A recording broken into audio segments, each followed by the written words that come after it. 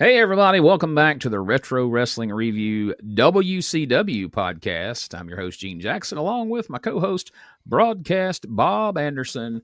And I want to thank everybody who survived Clash of the Champions 5, St. Valentine's Massacre. If you sat through that and you're back with us, thank you. We appreciate that. Today, we are going to check out one of the few one-off pay-per-views from the NWA/WCW. Chi-Town Rumble, one and done. We don't do another one after this.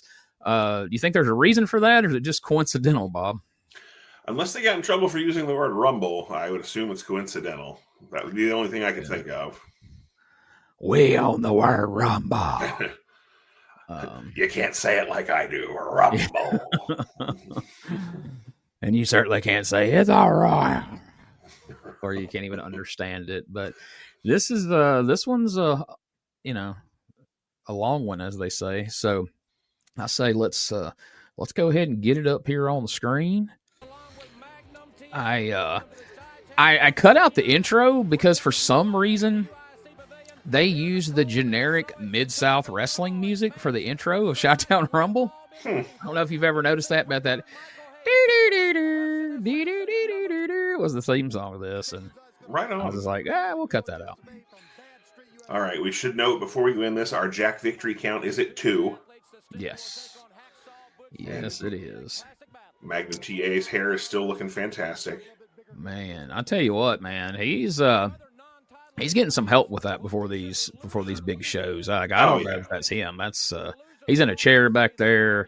Alexander York may have actually done that, if we're being honest. That is possible. She may be fluffing that moulet. So she may be the fluffer at this point. That's maybe how she got her job. That is not what I meant at all. By God, JR is here. We are at the UIC Pavilion in Chicago. This is February 20th, 1989. It is said to have 8,000 people in attendance. The buy rate for this was reported to be 130,000 pay-per-view buys. That sounds pretty good to me. I don't know. I think WWF was doing like 300,000 or 400,000 at this time, but I'd be happy with that, I guess. Yeah, I mean, for a little one-off show, and for NWA was definitely lagging at this point, so. Absolutely. Like, I remember watching it at this time in real time, and it was just like, man, there's not a lot to watch this for. I mean, I'm going to watch it because I watch wrestling if it's on. That's what I do when I'm a 12-year-old kid. But, man, when Ricky Steamboat suddenly appears as Eddie Gilbert's partner and he pins Ric Flair, I was pretty fired up about this match. I like you and everyone else on Earth, I assume, I wasn't excited about the Family Man and Bonnie and Richie Jr. and all that jazz, but you knew this was going to be probably the best wrestling match we've seen in quite a few years. Oh, absolutely. And I mean, as a kid, like, I guess I didn't pay so much attention to, like now I look back and I'm like, wow, that gimmick was stupid. But as a kid, I didn't care so much. I was just excited because I love me some Ricky from WWF, and I was excited to see him here. And like you said, it was wrestling. I was watching it. I didn't care. I always like that double monkey flip impressive there on Dr. Death. Tell him. I do hate we skipped Starrcade 88 that we didn't get to see Barry Windham and Bam Bam Bigelow. We may have to insert that match into something. I don't know that I want to see another Flair Luger disappointment. Or Sting and Dusty against the Road Warriors, but I would like to see that Luger and Barry Windham match at some point. Maybe we could see Varsity Club wrestle 6 or 8 times. Man, I certainly hope so. If they could just win all the belts and then be in almost every match. There you go. Look right there. There we go. Boom, the lariat. Lariato, if you will. Look at this. We're not in Japan. What am I? Paul E is upset. He's selling it hard. Fired up. So, we've seen a little bit of this on episode 1 where Cornette was in the corner of the Fantastics taking on the original Midnight Express after they had showed up at the TBS studios, attacked Cornette's Midnight Express. They busted Cornette open, nearly got Dusty fired before he actually got fired for getting a spike stuck in his eye. But, huge feud. I mean, I remember watching the original Midnight Express and the AWA and thinking, boy, wouldn't that be something if they came to, WCW or NWA and wrestled the other Midnight Express. But it seemed like something that would never happen. And then all of a sudden, Cornette gets a phone call, and bam, he's getting a, not a cell phone, a cordless telephone busted over his head in the studio. And he just happened to be, coincidentally, Bob, he was wearing a big white suit that day. Huh. It's almost like they planned that. Almost, but we know better than that. They don't do that sort of thing in wrestling. Not in these days, anyway. But, I was pretty fired up about the Midnight Express thing, but boy, the wheels fell off that pretty quick.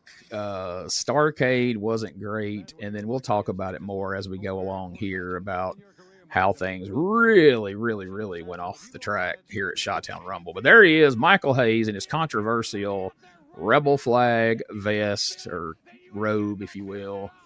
Bob Cottle's back here interviewing PS. Speaking of the old controversial robe there, do you remember when they put Dick Slater as a babyface in WWF wearing as the rebel? The rebel Dick Slater. To this day, I just sit thought that would work. Yeah, I just sit and marvel, like, I would love to be a fly on the wall at the meeting that somebody pitched that, and McMahon's like, I love it. Yeah. People are going to go nuts for it. Especially here in New York. Like, yes.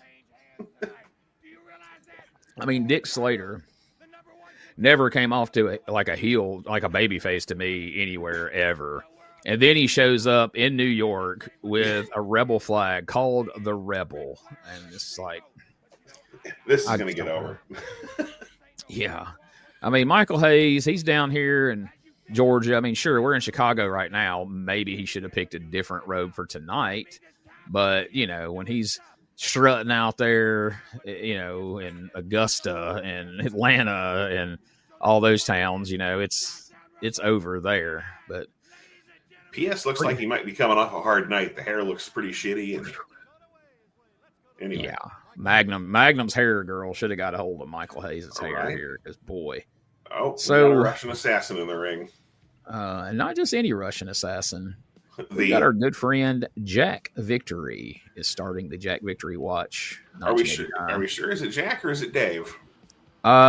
Dave had already been let go at this point, is what my research told me, and that this is Jack, and that's why he looked sweaty and verklempt whenever he came out for his other tag match later in the show. Look at you using big words. Yeah.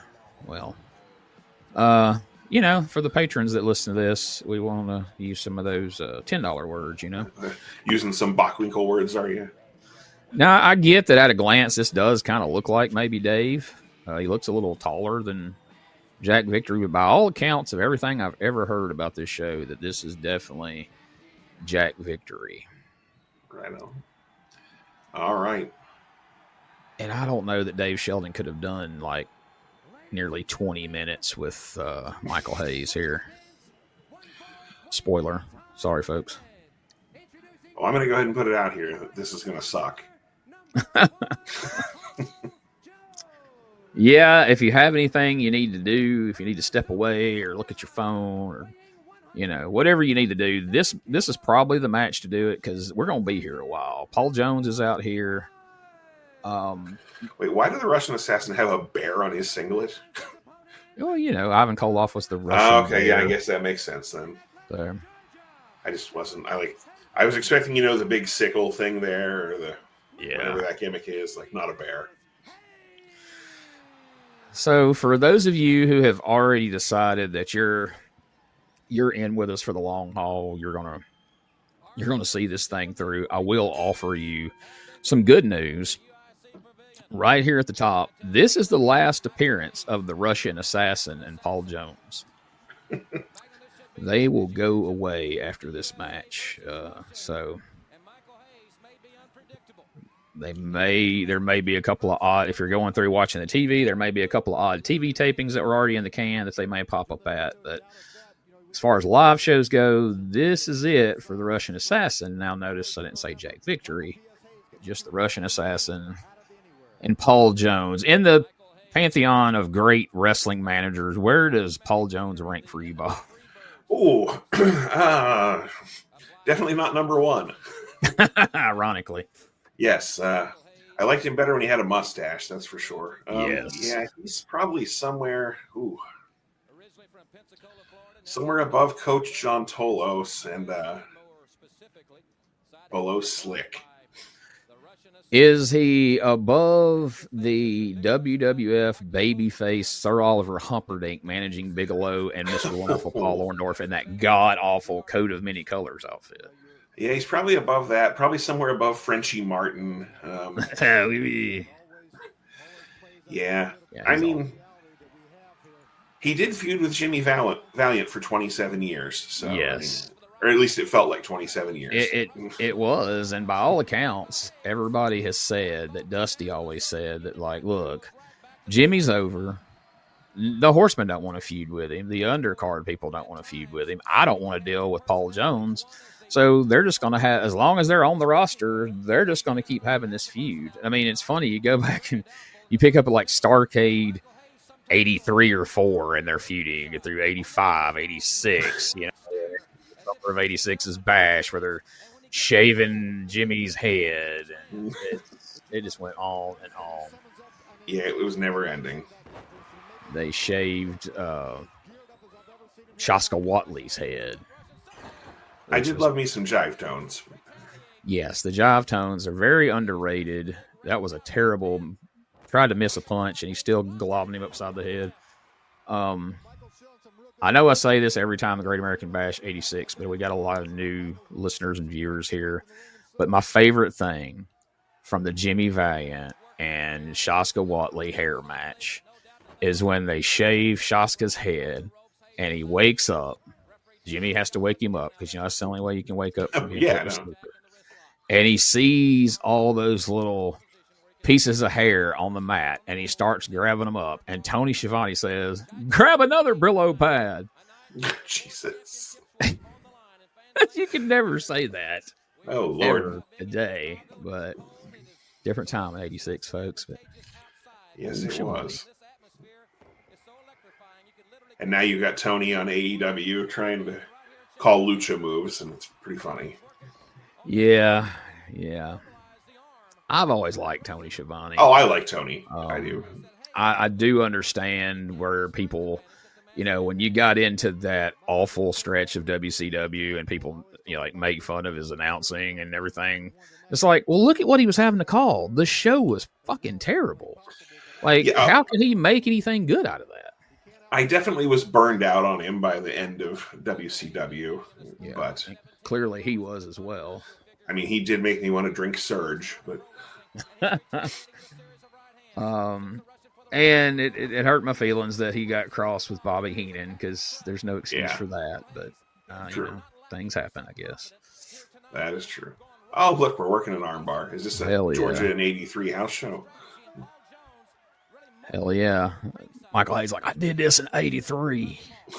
Worked. I mean, it was great. People are still talking about it. I put this on a Von Erich boy, and then he put me in the claw. Put this on Mike, and well, never mind. Well, you had to put that on Mike because he didn't know how to work a match.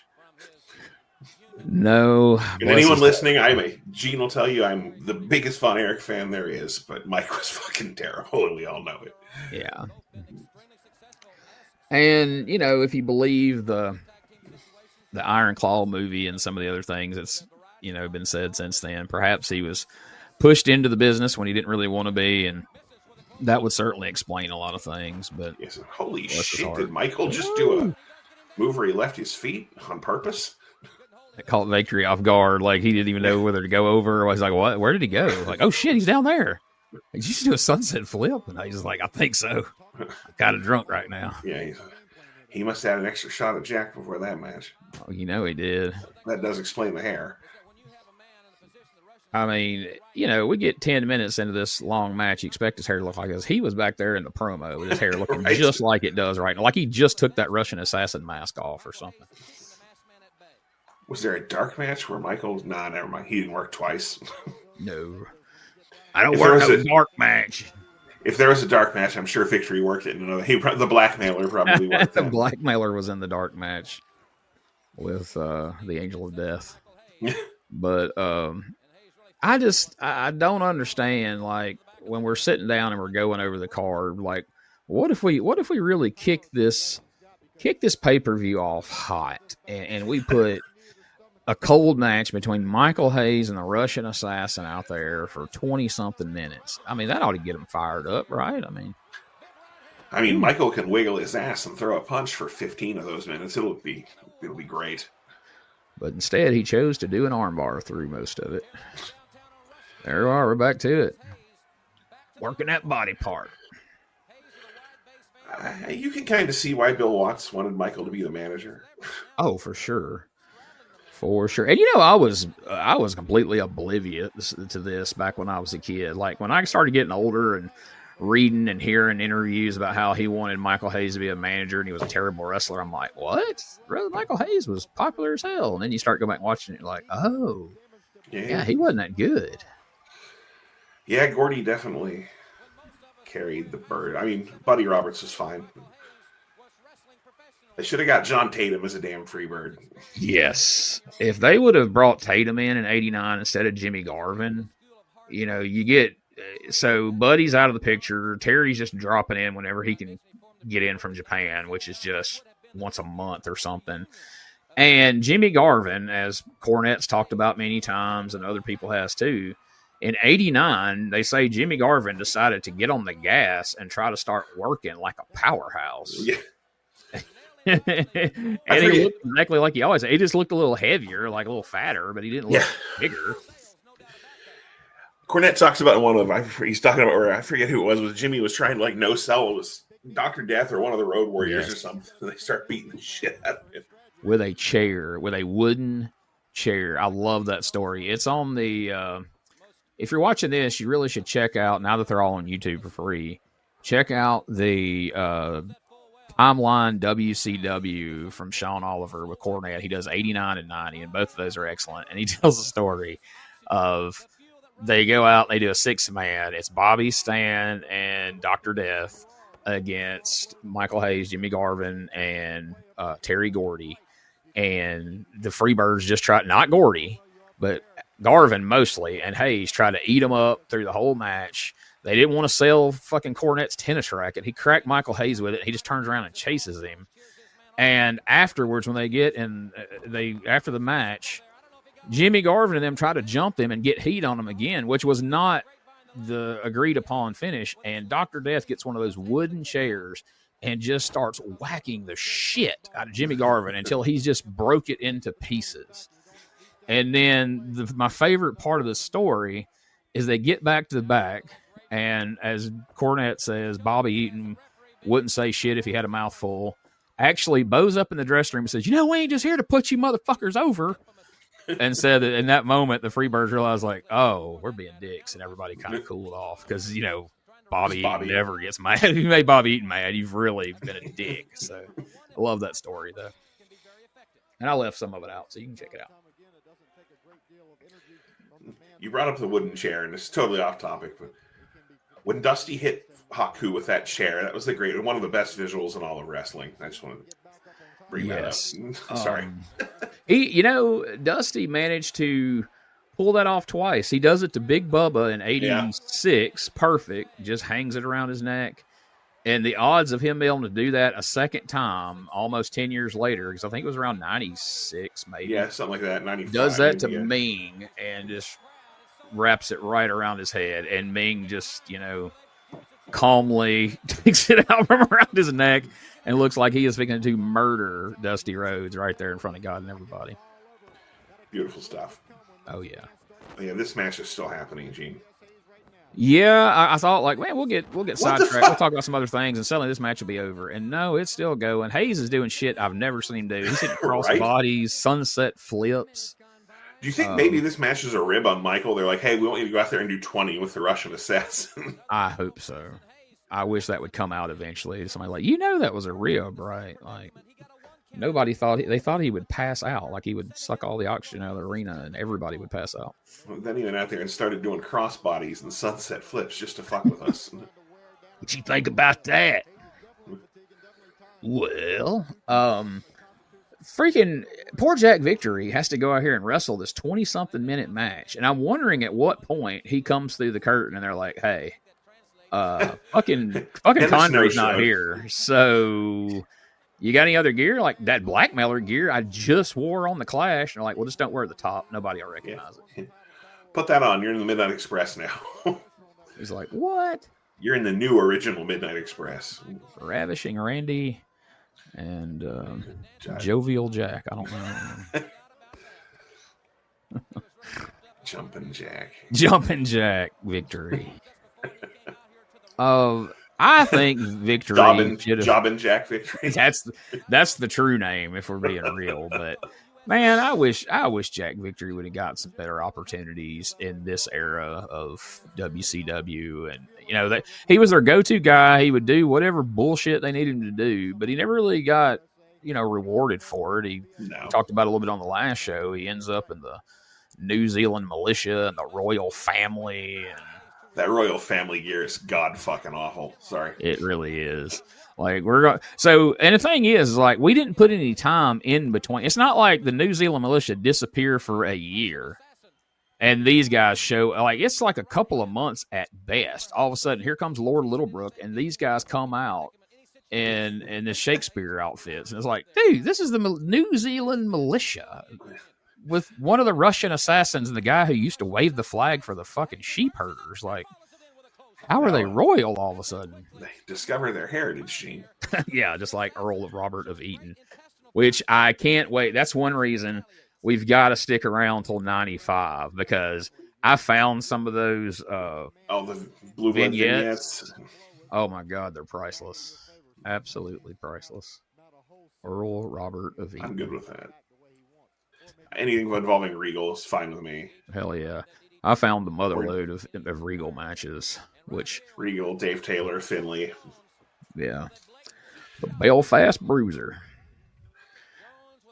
I remember being in the front row at Uncensored 96, and that was the hardest leg. Like, I've been to a couple of MMA matches and a couple of actual boxing matches. I've never heard licks between two men that sounded so hard and so brutal as that Lord Steven Regal versus Belfast Bruiser match at Tupelo. They were beat because they fought right over in front of us. Like, we could have reached out and touched them, and they were beating the shit out of each other. It was amazing.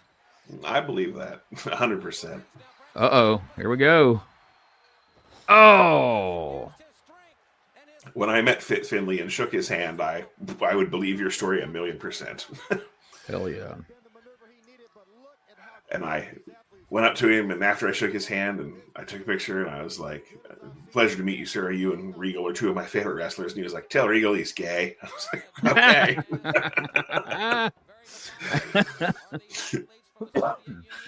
When I first got in the business and started working like Mississippi indie shows, there was this tag team called Bobby and Rocky Ewing. A couple of big fat dudes. And Bobby Ewing had a little Hitler mustache. Wait, did Bobby Ewing get shot and come back in the shower? No. Okay. But he did have that same name, which we had fun with. But and so when I first got in, like a bunch of my friends from college would come to every show and they would fill the whole front row. So like I was War Machine and they was like the Flock, because that's when Raven had his Flock on Nitro. So they would wear all this like grunge shit and sit in the front row. And so Bobby Ewing, he looked just like the guy from the Dunkin' Donuts commercial, Time to Make the Donuts. But he wore a green singlet, green tights, and he had that little beard. He had that little like Hitler mustache. And so when he would come out, my friends would alternate between chanting "Unfit Finlay" and chanting. They like one time, my buddy Chris Clausel made a big sign that said "Time to Make the Donuts." And that dude would be so mad. Like when we'd get in the back in the dressing room, I was like, who are all them son of bitches in the front row out there talking all that shit? I was like, I don't know, man. Those guys are pretty funny. Like, no, they're not. I don't appreciate that shit. I was like, okay. Unfit. That's good. That's good. All right. He's firing it up right now. We're in the home stretch here, Bob. God, I hope so. This match is getting exciting. I'm invested in this. I mean, the home stretch part, I agree with. The exciting part, not so much. I've never noticed until this moment that the dad from Good Times is the referee here. But that's fun. I wish I could remember his name, but it escapes me right now. But Good Times. What's happening? Sloppiest DDT in history right there. Right? Good That was bad. Lord. I tried to, when I was getting some screenshots of this, to like throw this up on Facebook to promote it. Like, I couldn't even get a decent screenshot of this because he just flops in the air. Good Lord. Yeah, that was piss poor. That'll make Jake the Snake want to freaking snort the crack. Well, you know. Yeah. Yeah. In this time period, yeah. All right. Well, thankfully that's over. Whew, it's got to go up from here, right? It's going to get real good, real quick.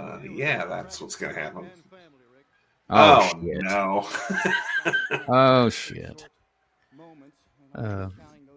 Ricky, when you finish this promo, I think Ricky shit him's diaper here. And then I want some more of your money. Now, when you win that big gold belt, like, will we get the money tonight? Like, can we pawn that? Is it real this gold? isn't Memphis money. Is it real gold? I've got to tip my hat to the man that he's been a champion for a long time and he's beaten a lot of good wrestlers. Oh, look, little Ricky's already trying to cut promos. He is. He's like, this is sucking ass. Like, come on, Dad, let me get this fired up a little bit. Like, give me that mic. He's having to hold his hand down. He's like, give me that mic. It's like, gee. Hey, we're gonna beat Ric Flair now. USA. And we're ready for you, without a doubt. Goosebumps all over us. Family's going to bring it back together. The unit is here to stay. He said The unit. Even did you see Ricky even cut his eyes out? I'm like, geez, Dad, that sounds awful. Talk about your unit. Bob's trying to get the mic away from that fucking kid. I was like, I'll slap the shit out of you, little boy. Like, I'm Bob Caudle, damn it. Bob him. Oh, look, Sting's got his little rat tail. It's weird. Like, we don't get hardly any entrances, and I'm not mad about it. Don't get me wrong, but it's just weird, you know, that there's only like 2 entrances in this whole thing. Oh, Sting and Butch. Look at that rat tail, son. That thing was always interesting. Let me tell you something, Sting. I had better blonde hair than you when I was in the WWF. How do you go to the barber and be like, I want a flat top, except I want you to leave a rat tail? And the barber doesn't look at you and go, okay. I'm a California surfer who's white trash as hell. Like, I'm a California surfer via Mississippi. Like, oh, I see Hiro Matsuda is there with Butch Reed because his. I'll put Paul Jones above Hiro Matsuda as a manager. yeah, at least Fuji was fun with promos and stuff. Like, Matsuda served no purpose at all. Pretty much. He was certainly no Tojo Yamamoto, but when J.J. Dillon went to the WWF, all of a sudden we just throw everybody who JJ was associated with in with freaking Hiro Matsuda, whose claim to fame is what? Breaking Hulk Hogan's leg? There you go.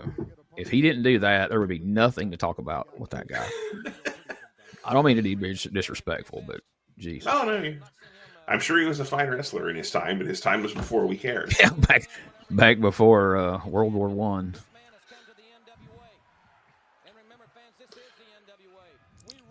Think about them tight Sting's got on there. Hot pink with blue. That's that is definitely some 80s shit. Gorilla Monsoon would have been like, they didn't have anything like that when I was in wrestling, Jess.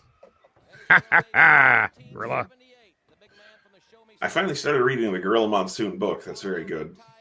I love that book.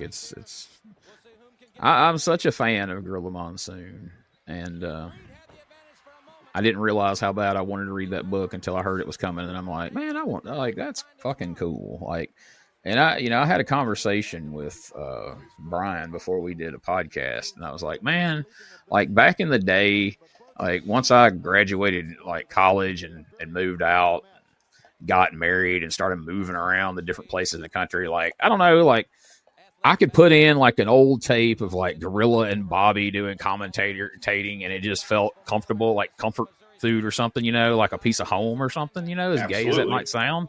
No, But it sounded like, I don't know, I liked, it reminded me of simpler times, Exactly. No, I get it 100%. That's always going to be the wrestling that you can go back to. Whoa. All right, now Sting's doing Lucha. What is this, like Lucha Night? Look at that. 2 drop kicks in a row. And Butch is like, let's slow this down. We're getting a little too wild here, Stinger. And talking about books, if anyone listening hasn't picked up Gene's Wolfie D book, they should do that. Thank you. Wolfie actually sent me over. We got our first payment off of some of those and sent that over to me, and it was right on time with everything I got going on right now with my job situation and all that. I was like, oh my God, dude, you don't know what great timing this is. But we had a really good time writing that book and talking about it and everything. So I hope everybody likes it.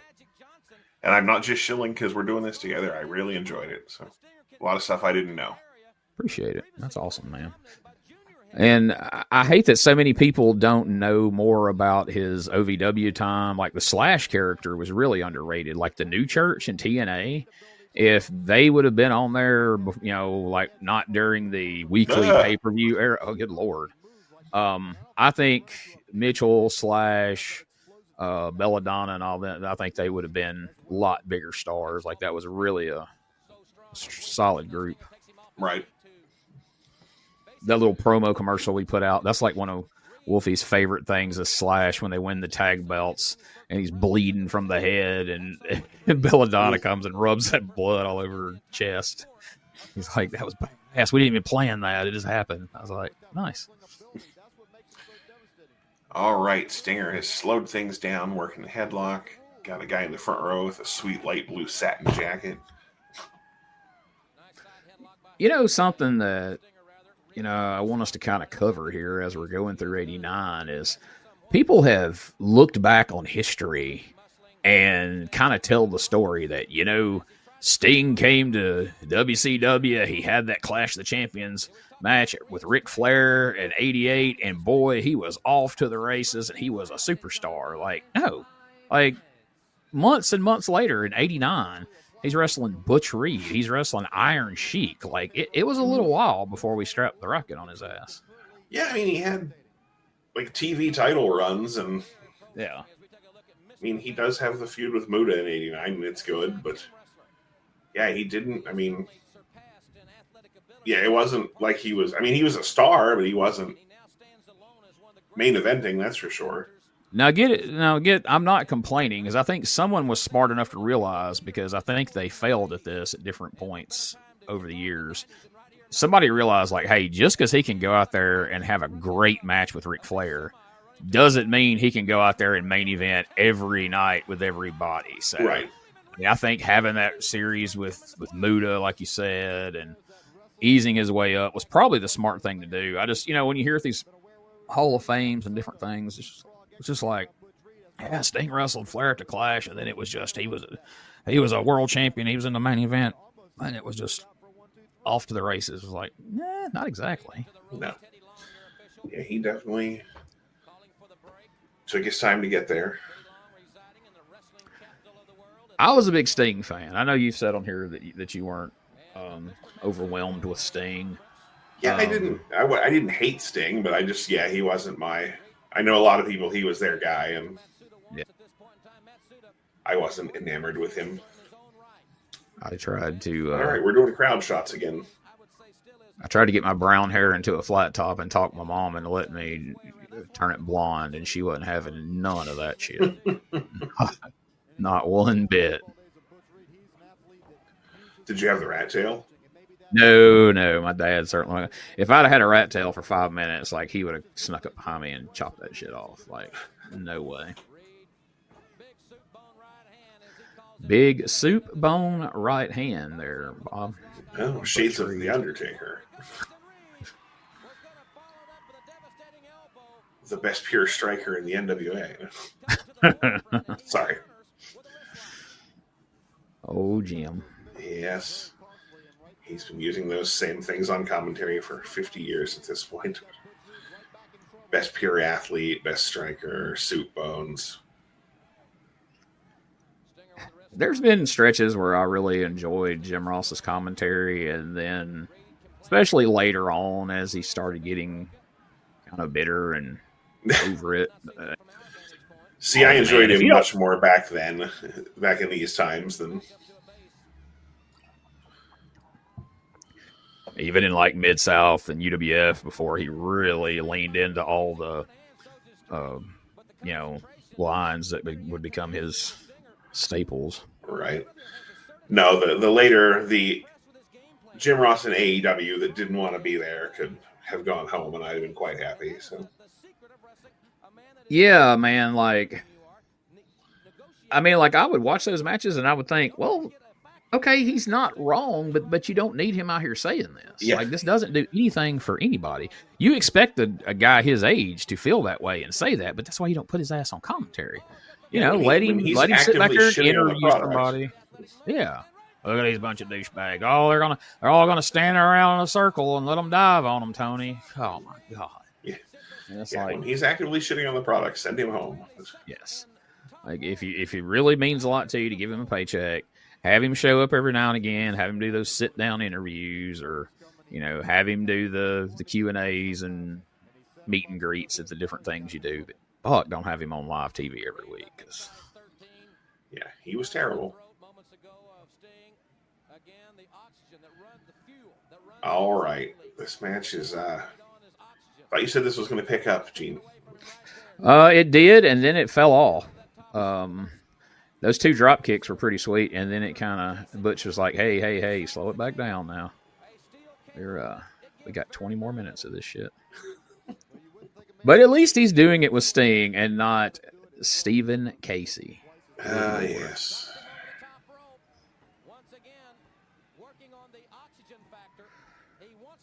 So as this is happening, and there's not a lot to say about it, back in the back, and this has been talked about by a bunch of different people over the years and a bunch of different shoot interviews and tapes and different things. Like, we've established that Dennis isn't going to be here.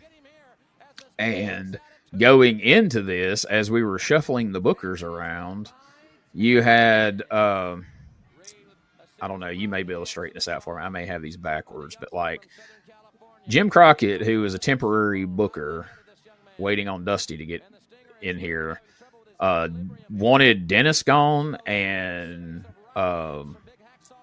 the other guy, Rose. Yeah, but the other booker, George Scott. George Scott wanted Rose gone, or vice versa. I don't know, but they had landed on having Dennis lose, and then Dennis doesn't show up. Or no, I'm sorry, they had landed on having Rose lose, but Dennis didn't show up because he has claimed for years that no one got with him and told him what the plans were after this. That he didn't know he's going to show up and do this, and he didn't know if there was any more plans for the original Midnight Express.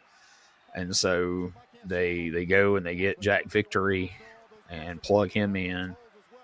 And so now you've got the big blow off to the Midnight Express feud. You don't even have, Dennis was the one the story revolved around. Dennis is the one who teamed with both teams. He was what made this whole story. And now he's out.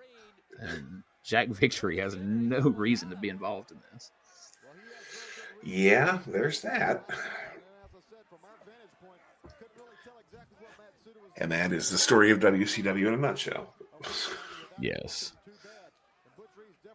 I looked and tried my best to find the Turner Home Entertainment VHS version of this event. where these matches are clipped, and I had no luck finding it. The only one I found, the quality was awful, like barely watchable. So I was like, all right, well, we're just going to power through it. But it's all good. Butch is working a very exciting headlock. So yes. You can see how tight he's got that in there. As old peanut head Teddy Long. Yep. Old Teddy ends up being a manager and for Butch Reed, nonetheless. Yeah, he's the manager of Doom. Well, first he manages the Skyscrapers, which was the pairing, and then eventually he manages Doom. I'm looking forward to when we get to Bash 89. There's some fun stuff on that event. I still have the VHS of Bash 89. The 2-ring battle royal where everybody's coming out with the crowns and throwing them out to the fans and dropping them on the floor. Yeah, I think that has the mood of Sting I was thinking of. It sure does, with the wonky finish. And Pillman and Wild Bill Irwin. Can't wait to get to that. And the Dynamic Dudes against the Skyscrapers. I know who my money's on. Well, Shane and Johnny forever. Shane and Johnny. I mean, they're not riding those skateboards, so they're going to have to hit somebody with them, or else there's no point in having them, right? So, yeah, that's how it's going to go. Oh, look at this! He is killing Sting right here. Look at all that additional leverage from Butch Reed. Because of course that would make it hurt more. Oh yeah. That's wrestling 101 right there.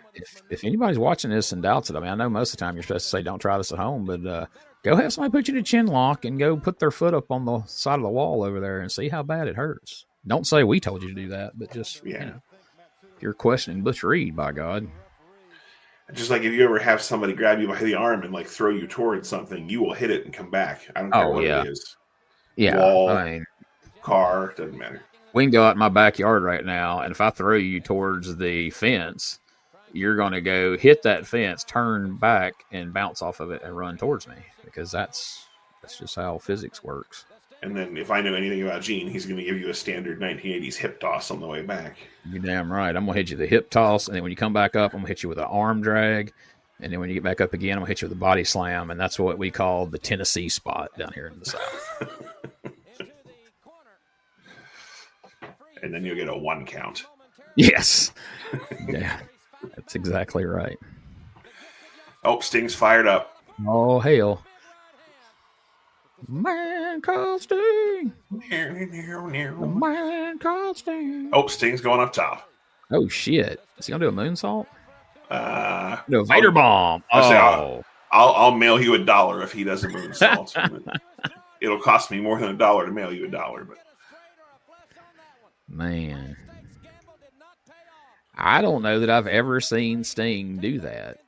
The Vader bomb? Yeah, everybody's doing weird shit off the ropes tonight. What's going on here? Everybody's out of their comfort zone. Because they're in Chicago. He's hollering, my bad. I'm sorry. That was your one clothesline you wanted to do, and I fucked it up. That suit was like, oh, piece of shit. You see what he do to you? Suplex. Folks, if you're not signed up for Patreon, you should sign up just to see that spot. Yes. That's what you call a botch. And he's leaning down, apologizing to him right now. He's like, dude, I'm so sorry. That's my bad right there. That is my bad. But like, get the fuck out of my ring. Get the hell out of here, dipshit.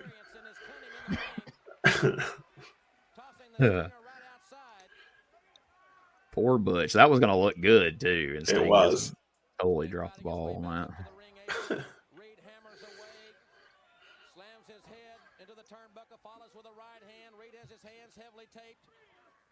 Snapmare. Oh, look at that. Nice neck breaker. Winged neck breaker. The Snapmare will forever be one of my favorite moves. We were at a Ring of Honor show in Manassas, Virginia. I had to think of the name of the damn town. and there were these 4 dudes there. And for some reason, like, at Ring of Honor, like, you've seen Ring of Honor shows, you know how those matches go. Yeah. And there were these 4 dudes there, and they were energetic as fuck, and they just kept yelling, "We want to see a snapmare!" Like, all night long, like starting from the first match, and then finally, I don't even remember who it was. Somebody, and it was like one of the later, like it was either the co-main event or the main event. Finally, somebody hits a snapmare, and they came out of their fucking seats, and like the whole place went nuts because like by that point, like everybody was into it. Like they weren't annoying about it, but they just did it enough for it to be fun. Yeah. And when the fucking guy hit that snapmare, like the whole place went fucking ape shit. And like the guy in the ring is like, "What the fuck?" Like, so he hits another one, and again the place goes fucking ballistic. And then they start like exchanging snapmares. And then the guy actually finished the match with a goddamn super snapmare from the top rope. Oh, that's tremendous. And so, yeah, like so. They totally once it started, like they looked confused at first, and it seemed legitimate. And then, like, yeah, I feel like and these dudes were going like fucking batshit, like, and like so, like the whole place was like we were half popping for them and half popping for the action. And like, yeah, he took the dude up, hit him with a super snapmare, and then did his finish. And so, yeah, like I said, it was funny as fuck. That's so awesome because people knock younger guys and like, oh, they don't do what the crowd wants to do. They do what they call. But those guys saw that, what the crowd was reacting to, and they fucking leaned into it. That's tremendous. Oh yeah, and then like every time, like the next time those guys came, they had like a banner that was enough for all 4 of them that just said "Snapmare." Really. There were some dudes like that. We used to go to Ring of Honor shows in Nashville at the fairgrounds quite a bit when they were going there regularly. And we was at one show, and there's like 5 guys in the front row that were just like that. I mean, they were just yelling and having a blast. And me and Rosie was sitting right behind them, and we was laughing at them. But then fucking Matt Taven comes in, and he hits just a series of moves, like some kicks and all this shit. And he hits a slam. He goes up to the top rope, and he hits a moonsault, and then lands on his feet, does a forward roll, runs back up the ropes again, does another moonsault. And the dude in the middle of the aisle stands up and goes, "Paulie Shore's putting on a clinic. Hell yeah." From that time on, every time I saw Matt Taven, he was Paulie Shore to me. Because that's exactly what he looked like. That's pretty spot on. That's like me and Rosie's favorite ROH story of any show we ever went to. Paulie Shore's putting on a clinic. That's hilarious. So my story ends, finally, like 4 shows later, the dudes are going, chanting snapmare. Well, on the other side, some dudes start chanting for fall-away slams. So it's a 6-man tag. It's the Briscoes and somebody against 3 other guys. I know one of them was Roderick Strong. I don't remember who the others. It was whoever he was. He was in some stable at the time. So those 3 dudes hit the Briscoes and who like all it was like a Pier 6 brawl. So they hit snapmares on all of them. So the Briscoes no-sell it and hit them with fall-away slams. Oh wow!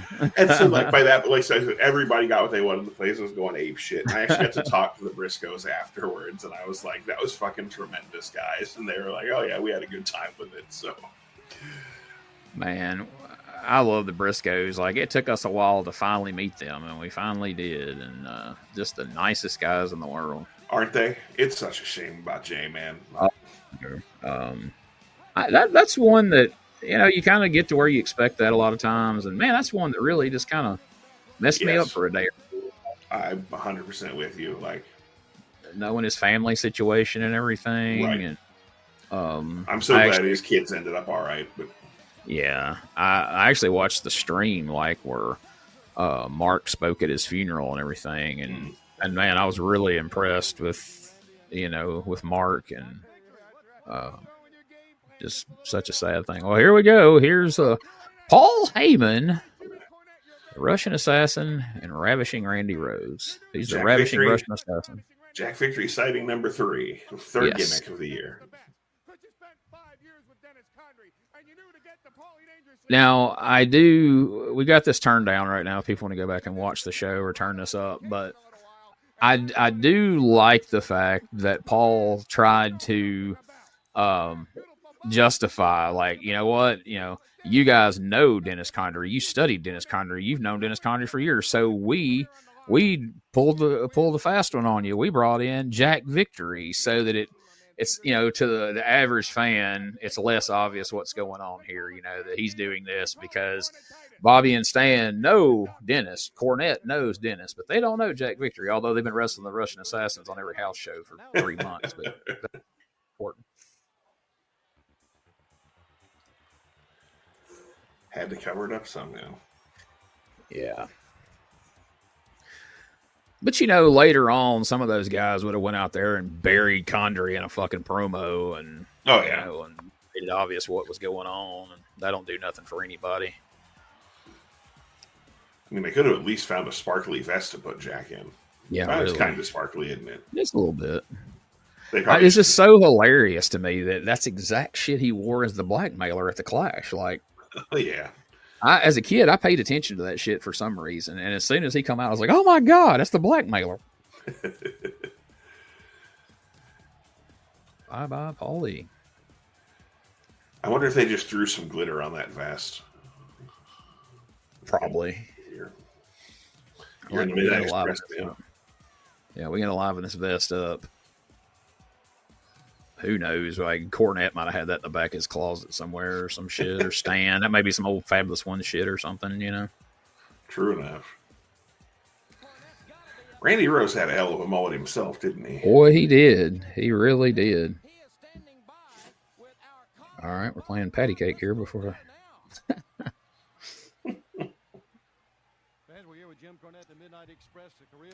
Well, let's hear what Cornette says here. Throwing a monkey wrench in the works.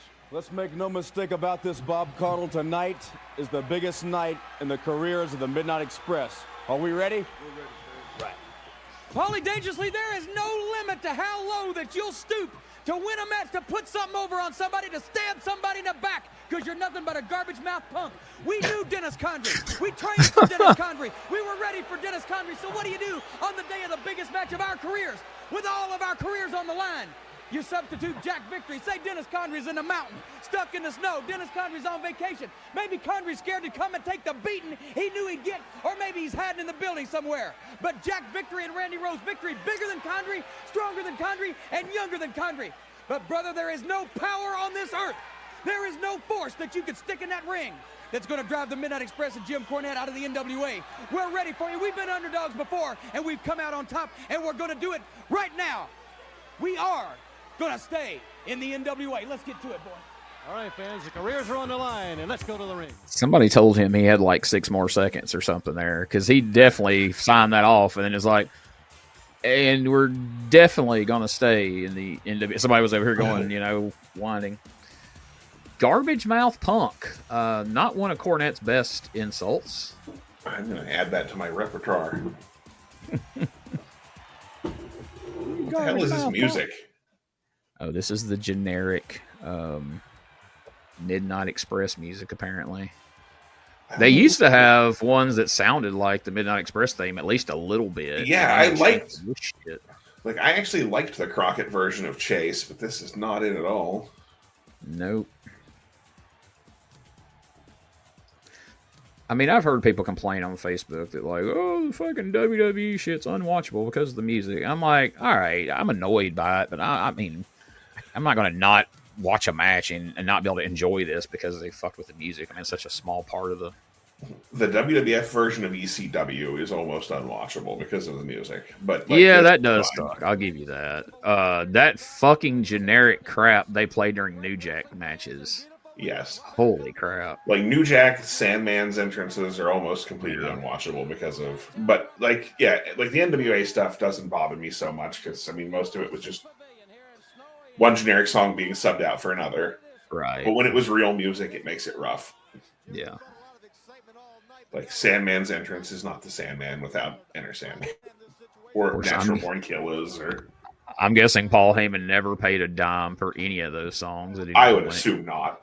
I'm sure that once we got to ECW One Night Stand, Vince or Paul Levesque or somebody arranged to get them paid for that. Well, as I understand it, the story I heard was when they did the first One Night Stand, because remember, everybody had generic music except... And when the story I heard was that Vince told Heyman, I can't afford to pay for all those songs. And Paul looked at him and said, I only need one. Yeah. and because he knew they had to have Enter Sandman. Dude, I remember being at WrestleCade a few years ago, and they were having a battle royal, and Sandman came out as a mystery entrant, and Enter Sandman hit, and man, people lost their shit. That was so cool. And then when I went with Eddie or I went with Doug and Tommy up to Philadelphia, in the arena, they played Sandman's music when he came out for a run-in. I don't think they let it go through when they did the DVD or whatever. But being in the ECW arena, as different as it may have looked at the time, it was a completely different venue. But and having the freaking Sandman's Enter Sandman hit and see him come out there, man, I don't know that I've ever really had goosebumps quite like that at a wrestling show. It was fucking cool. I understand. I went to one of Tommy Dreamer's House of Hardcore shows in Pittsburgh, and he did the whole entrance with the whole goddamn building singing along, and I was like, holy shit, this is awesome. And I'm there screaming it along at the top of my lungs, and yeah, no, it was fantastic. But, and that's his entrance at One Night Stand is truly one of my favorite moments in wrestling, just because that whole building is losing their goddamn minds singing along, and then he comes out and I would have just loved to have known all those WWE guys sitting in the balcony what the fuck, some of Maven is sitting up there, and I just that's what being over is like, motherfucker. Yeah, that's that Road Warrior pop you've heard of that you've never heard of in your life. Yeah. When the whole goddamn building is singing every word to your fucking song. And I said here that the entrance wasn't a big part of it, and it wasn't. But in ECW, the entrances were a real big part of it.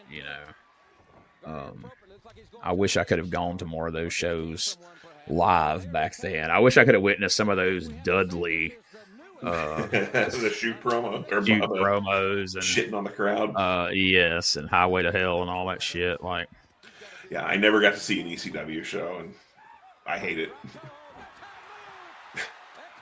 Cornette's wrestling gear was always fabulous. Yes. Back to this match. The funny thing is, I know Cornette tried, especially as a heel, to wrestle like a manager. Something he learned from Heenan. Yeah. But he could drop a pretty sweet elbow drop. Cornette could actually wrestle when he wanted to. Yeah. Ugh. Sweet Stan. I don't hate Stan. I mean, the karate stuff annoys me, but I do prefer Dennis, but I just like to... I have a couple of buddies, and we're all Midnight Express fans, and I'm the only one that prefers Dennis, so they give me shit about Stan Lane all the time. So. I like Dennis, but I saw more Stan matches back then. Later, I saw a lot more Dennis, but... I don't know. As a kid, like I said, I was weird about gear and shit, and it would bug me when Bobby and Dennis would come out and completely mismatch shit.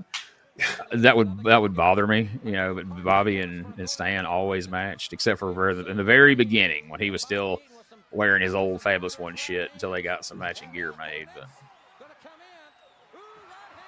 he could throw a damn punch too. Yes, he could. He learned that watching Lawler and Dundee. We're getting 100% of his enthusiasm right now, if nothing else. Cornette looks real confident. The boot rake. Love that move. It's another one of those things that no one does anymore. No. Look at that. Oh, slap shit out of poor Randy. He's not going to like that. No. Well, that's one thing when we get to Bash 89, that Cornette and Paul E match is... Oh, the tuxedo. It's a little rough, and then you got the pseudo-gay or commentary from poor Bob Caudle. Come on, let's get them clothes off in there. Hey, take it easy, Bob. I know it's a tuxedo match, but geez. The first time I watched this was in the dressing room with oil. They worked through this entire thing twice today back in the dressing room.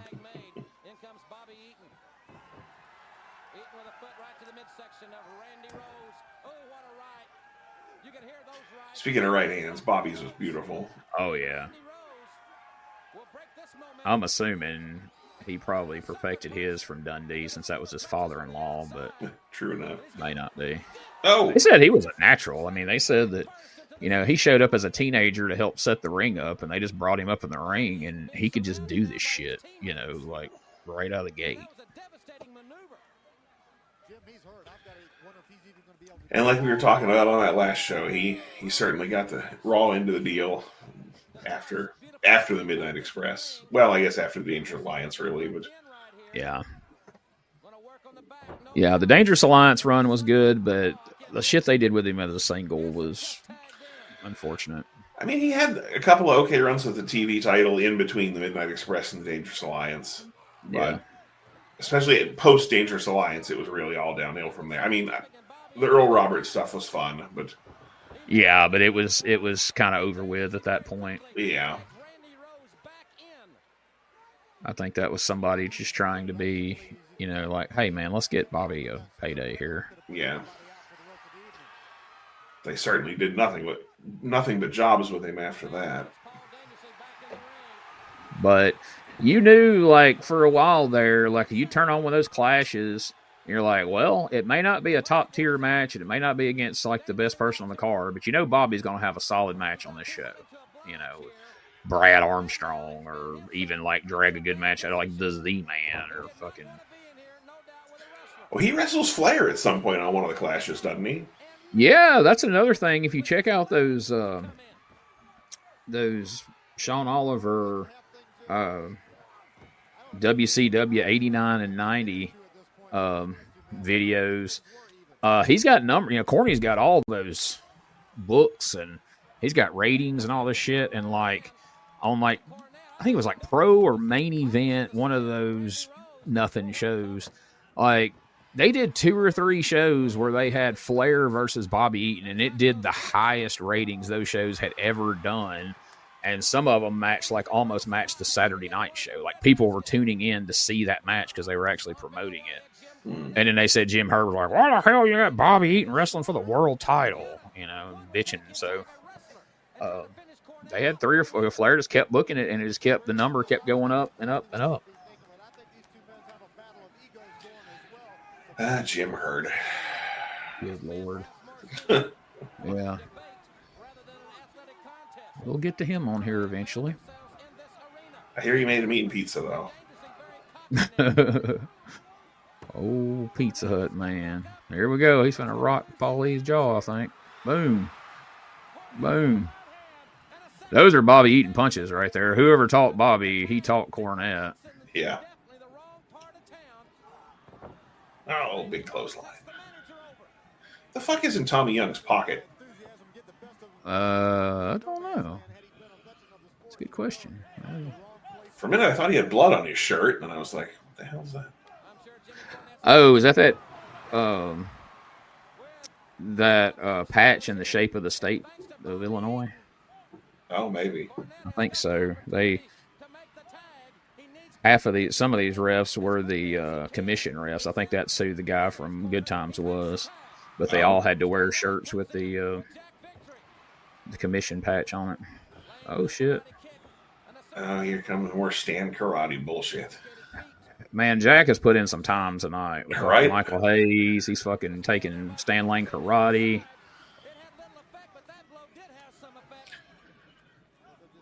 I hope he got a bonus for this show. I mean, I know they were on contracts, but surely to God, stepping up and doing this, surely he got rewarded, I would hope. Oh, power slam. Shit, I just figured out what happened, Gene. What's that? Somebody asked Michael Hayes, they're like, hey, can you do 20 minutes with Jack? And he was like, hell yeah, baby. And they're like, victory. And he's like, oh, wait. He's been back here 30 minutes down in Jack Daniels since they brought it up. And here comes Victory in there with his Russian assassin mask. He's like, whoa, what? That's why he looks so rough during the promo. Yeah, that makes a lot of sense. Jack's like, we got to call this match. He's like, match? Shit. Oh, look at dropping off the side of the ring. Big youngster from New Jersey. Speaking, we were talking about Tatum earlier. I always enjoyed the Tatum Victory team in Oh yeah, South and World Class. Really is a shame Tatum never got a nice run on the big leagues. I wish Rose would have lost this match and they'd have brought Tatum in to tag with Victory and just keep him with Paul. I'd be good with that. Give him a new name. The new original Midnight Express. The unoriginal Midnight Express. Woo! What the hell was that? What a maneuver. He drew back his fist and then hit him with like a shitty double axe handle looking. Bye-bye, Paulie. Doesn't have the same ring as American Pie, but no. Oh, the Dino Bravo suplex. That's got to be it. Just don't have them muscles to get it done. I would watch 14 hours of the best of Randy Rose before I watched a Dino Bravo match. Just putting that out there. Oh, if only he'd have dropped in 89 for a little bit. Ugh. Some good Dino Bravo versus Butch Reed matches for 25 minutes. God, Dino was the worst. You know, there's a lot of guys that suck that I'm not a fan of, but I could still pick out a couple of decent matches as theirs. And like, yeah, I can watch that one.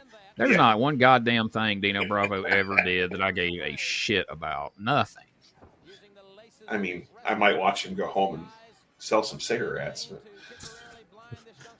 too soon. I'd have been watching TV in there. Yeah. I mean, what was it, Royal Rumble, where they did the weightlifting spot that went on like the fucking, it went on like the Michael Hayes and Russian Assassin match did here, but it was a fucking weightlifting thing. Yeah. That went on forever. Mm-hmm. No, you're absolutely right. Like, I can think of, like, even the wrestlers, like, you know all the wrestlers I hate. I can probably think of at least a single, other than maybe Conan, a single redeeming match. Yeah. But I can't think of a single Dino Bravo match that was even remotely. And like people always say, like when he was younger and like darker haired, that he had some good matches. I haven't seen those, so I'll put that caveat out there. But I've seen a couple of them, but like I'm not going to go, spend money and dig through archives to find one decent match of this guy. Yeah, I'm not deep diving Dino, but yeah. Let's put it this way: there is not a single match in his WWF run that. No. He comes in with that jet black hair and the Canadian flag trunks. Looks terrible. And then he dyes his hair blonde. And then he's Dream Team. Then he gets the other baby blue trunks. And they pair him up with Earthquake. And I was like, God dang. Like, I might have gave a shit about Earthquake, but now I don't if he's paired up with Dino fucking Bravo. First he drags down Greg Valentine. Then he drags down John Tenta. Poor Valentine. I'm surprised he don't just go off in some of these shoot reviews where they're like, Vince is like, good news, pal. You're not going to have to team with Beefcake anymore. And he's like, oh, thank Jesus. Woo. Thank God. So I'm doing singles. No, pal, you're going to be a new dream team with Dino Bravo. He's like, God damn He's like, you found the one guy on the roster that can work less than Beefcake? Well, that's not true. There were a lot of guys that were worse than Beefcake at that. And then I feel like at some point, like he was probably shooting his mouth off in the dressing room, and he's like, there is nothing they could do that could be any worse than when they paired me up with Dino Bravo. And Gorilla's like, well, wait till you see him get that black hair dye out, and you become Boxcar, a team with Rhythm and Blues, with Honky Tonk, because holy shit, that was rough. I love me some Honky, but yeah, that team sucked.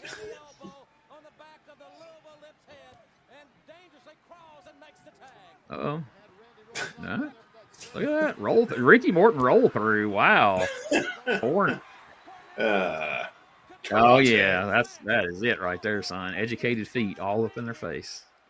Man, he's no Glacier. Or he's no, trying to think of who had the educated feet in the WWF. Yeah, it's too bad he was gone from WCW because Glacier would have had the educated feet if he was still around. But oh yes, I can't think of who he said that about. He said it about somebody. Yeah, probably more than one person. If you're listening to this and you know the answer to that question, please hit us up. Because I can think of several guys that were the best pure athlete in the WWF, namely Billy Gunn. But Yes. Best pure athlete. And then the one you said earlier about what was it? About Striker? oh yeah, the best pure striker. And Ugh. And talking about the Undertaker. yeah. Damn it. Then there was when Undertaker started incorporating the one MMA move into his moveset and became a submission God. guy. There it is. Stan gets the pin. And of course, we don't get rid of Jack Victory. We get rid of the guy that was supposed to be in the match in the first place. Yep. They must Jack have Victory's really going to go under a hated mask Randy anyway, Orton. so who gives a shit? But well, much like the Assassins, I think they knew the Midnight Express were done tonight, so they're like, well, we'll put Jack Victory in something else. Yeah. We killed the Russian Assassins, and we pretty much killed the Blackmailer tonight. As terrible the name as that was to start with. Those are pretty... you can use those tights for anything, Gene. He could be the Black Knight. We'll return after these messages.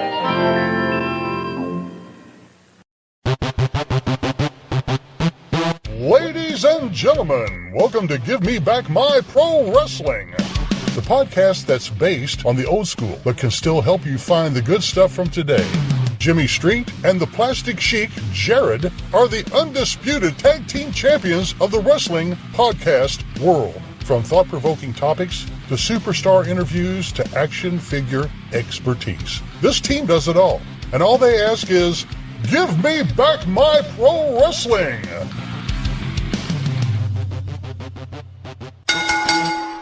Every other Thursday, wherever you listen to podcasts. Hey guys, Ray Russell here. Lots of new stuff happening here at WrestleCopia. If you haven't checked out our website at WrestleCopia.com, it's a great way to keep up with the latest episodes of all of your favorite Copia programming, from the Wrestling Memory Grenade to Regional Wrestling with the Territory Talk, the Wrestling Stoop with the legendary Bob Roop, and of course all of those programs also available at your favorite podcast streaming platforms. And if you want to stay up to date with everything going on in the Copia world, all the latest news, random thoughts, fun videos, pictures, and more, make sure to join the more than 33,000 followers over at Facebook.com/Wrestling Grenade. Don't be left out. And last but definitely not least, it's what keeps the entire machine going. I'm talking about Patreon.com/WrestleCopia.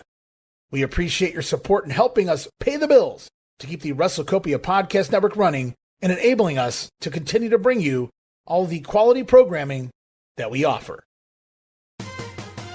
Relive the glory days of Memphis wrestling with the Retro Wrestling Review USWA podcast. Each week, we go back in time to review USWA Championship Wrestling from the 1990s, episode by episode. Join us for watch-alongs, behind-the-scenes stories, and exclusive interviews with people who were there and lived it. Whether you grew up watching it or you're discovering it for the first time, this podcast is your ringside seat to Memphis wrestling history. It's all a part of the WrestleCopia Podcast Network. Listen now at USWApodcast.com.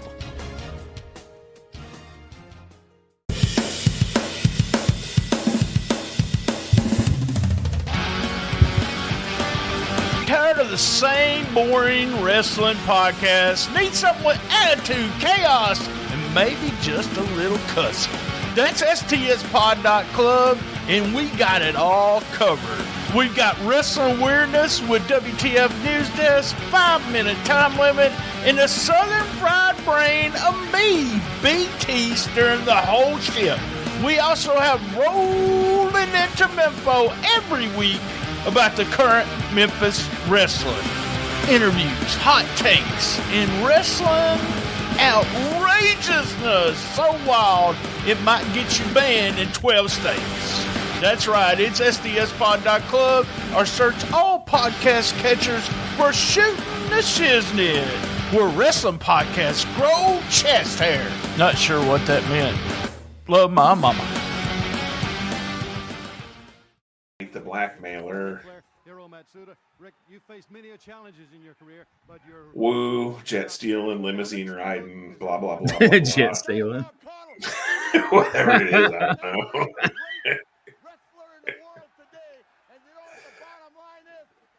Did you see those whores I brought out at the Clash of the Champions? Woo! Space Mountain, etc., etc. Rinse, repeat. Yep. Ric Flair is to promos what Bret Hart is to matches. It kills me how Bret, like, you don't hear from him for a little while, and then all of a sudden he starts popping up, ragging on people out of the blue. And it's like, what started that shit up again? Like, shut up, dude. I like Bret Hart, but goddamn, just shut up. Pretty much. How? I mean, I understand you shitting on Goldberg, Bret, but you don't need to shit on everyone else. Yeah. Yeah, I'm all about anybody shitting on Goldberg. Fuck that guy. Fuck that guy. Crying about, I cut my promo short on Saturday night's main event. Like, dude, you're one of the awfulest wrestlers in wrestling history, and you got to come back and have a fucking retirement match against somebody that's great on fucking NBC and Peacock, and you're crying because they cut your you never did a promo in your entire life. Yeah. What were you going to say? No one's next? Exactly.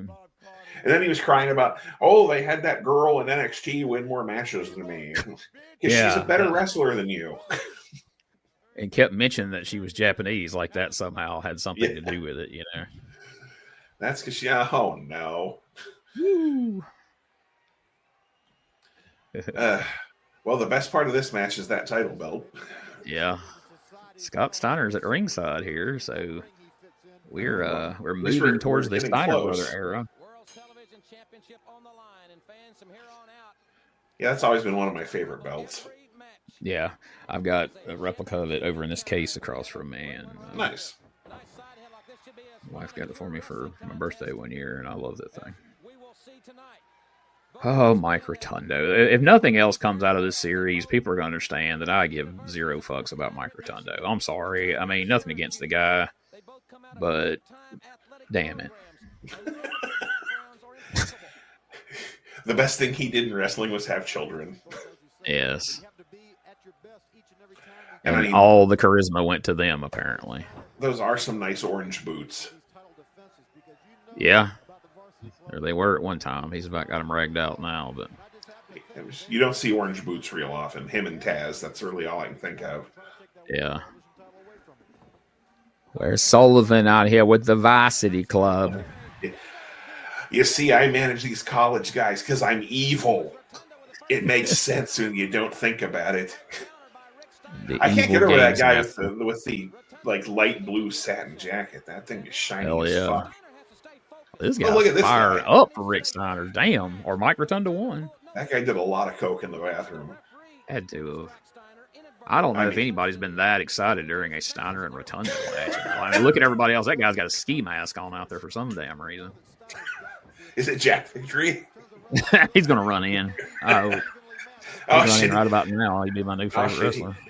He's the evil ski instructor from one of those 80s skiing movies. That's a new gimmick. All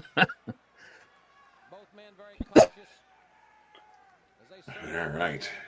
This one's definitely gonna start slow and taper off from there. Like, they had a pretty good match at Starrcade 88, and they should have just left it with that.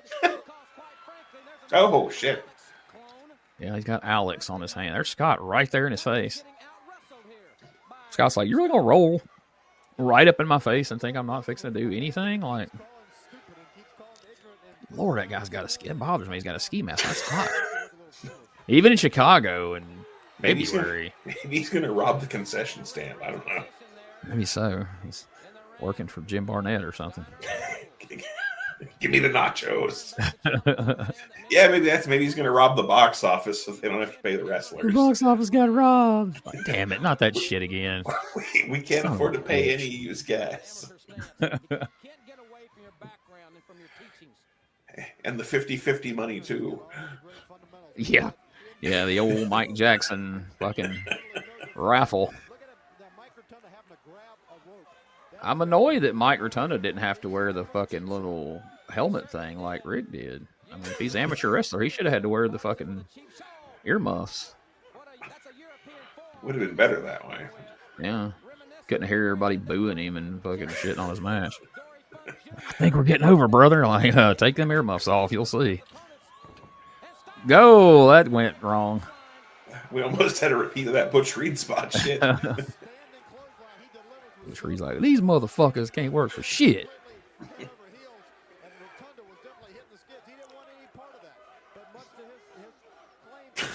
There's some squirrely ass people, as my mom would say, out here in this crowd.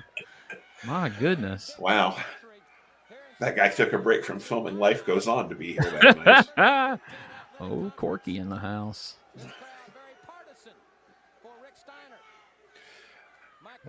That reference was even better because it was time period specific. Yes. He would have been there in this time period, so you get bonus points for that, dude. Just like you did for the Floby line in the first episode, which I feel like at the end of the year, I'm like going to have to give you a certificate or something for that. That was fucking top notch. They're like, this asshole in the ski mask is in the fucking hard camera main shot here. I'm like, God damn it. He's embarrassed. He's at a fucking WCW show. He's out of place for that time period. It feels like these assholes now that just go to shows to get over on the camera. Like, yeah. Ever since that guy got his mug on camera when The Undertaker lost to Brock Lesnar. Yep. Every sumbitch since has tried to be that guy. Every fucking show now, there's some dipshit. There's the stunt granny, like the stunt granny. I'll come push her down a little bit. I feel like every goddamn week on AEW, there's some dipshit front row center that's either there with his Cornette shirt on, shitting on the show, or they're dressed in some outrageous outfit trying to get over. And then on WWE, you got that fucking dickhead in the green jack-o'-lantern fucking smiley face T-shirt. Yeah, that apparently has way more money than sense. Apparently, but yeah, like it'll be just some like nothing happening match, and you see these fans just like mouth agape, their eyes bugging out, like oh my god, like he did a headlock takeover. Nobody cares, right? That, like I said, those annoy me. And like I said, these guys that pay. Like they go to AEW shows and they've paid like $500 for a front row ticket, and then they've got their Cornette shirt on and they act like they don't want to be there. I'm like, yeah. Well, you obviously just paid fucking several $100s for your ticket to be disinterested. You're a fucking idiot. You're proving nothing. Yeah. You know, truth be told, Cornette's probably getting some kind of money from under the table from AEW for these people to go on his behalf to try to shit on their show, because they're like, I don't care, wear whatever shirt you want, shit on the show, talk shit on Twitter, it's all fucking you know, content. It's all we're making money. Well, that's the thing that kills me with the Cornette stuff, and like if I offend anyone listening, I apologize, but like he sits here and rants and raves on these fucking shows, and he doesn't give a shit. He's just, all these people are like, yeah, and they're jerking off, like, hating on wrestling, and he's making hand over fist money. But he doesn't actually give a fuck. No, he's making more money than he used to do leaving the house to not have to leave the house. Yeah, it's a gimmick. Mm-hmm. And then when he was still leaving the house, when he ran into these guys, he was trying to shake their hand and go, oh, it's just a work, brother, type shit. I mean, there are stories of him running into the Bucks, Joey Ryan, fucking all those guys, and every one of them, he tried to shake their hand and be like, oh, man, it's all just a big work, man. It's like, right. Sure it is, but yeah, and then, like, I can't imagine what him meeting some of these insane fans is like. Like, I would be terrified if I were him. Yeah, well, you know, he stopped going to stuff, and then you started having a couple of them show up at his fucking house, and he fucking flipped the fuck, and rightfully so. Oh, yeah, no. But at the same time, it's like, dude, if you hate AEW, just don't watch it. That's the easy answer. Yeah, if I were his fucking age, I wouldn't want my blood pressure that high. But that's the thing, I can't think he really hates it that much. That's why it's got to be a fucking gimmick. Yeah. If anything, or even if he does, he may not enjoy it, but he's not that invested in it. He don't care. Right. But the fact that he's got 50,000 people that are fucking like, yeah, I hate it too. I'm gonna jerk off while you fucking tell me how much you hate it. Like, yeah, and We're all going to order this shirt with your cornet face, as they call it.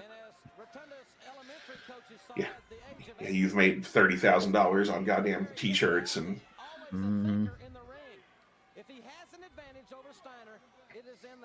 Anyway, back to this match. Rotunda was working the fucking abdominal stretch where you grab the rope. That's another spot no one does anymore that I miss. Yeah. And then the ref would come and kick your hand, like good old-timey shit.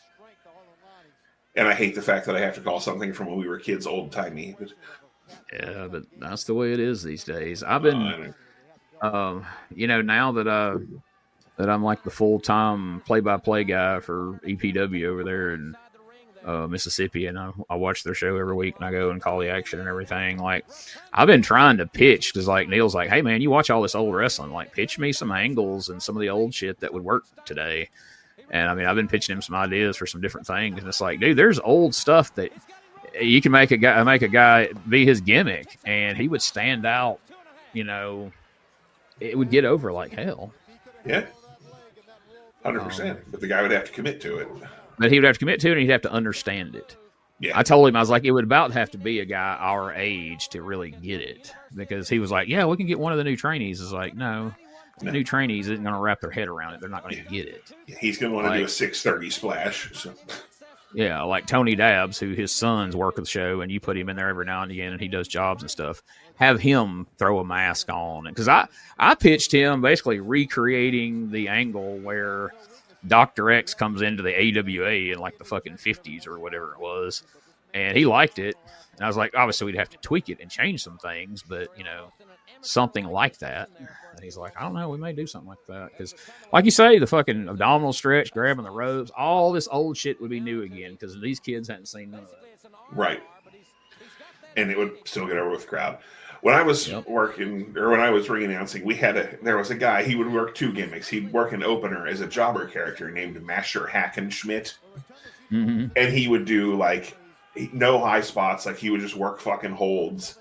And then, like, he would like let the baby face start to come back, and then he would cut them off and do like old timey, like almost like the Matt Classic gimmick Cabana was working. Yeah. And then eventually he would let them come back, do their high spots, and do the job. And I was like, this gimmick's fucking genius. You should be doing this as your getting over gimmick, and like your fucking, I forget what his other gimmick was, but it was just what every modern kid was doing at the time. Right. And I love Masher Hackenschmidt was a great name. So. That is.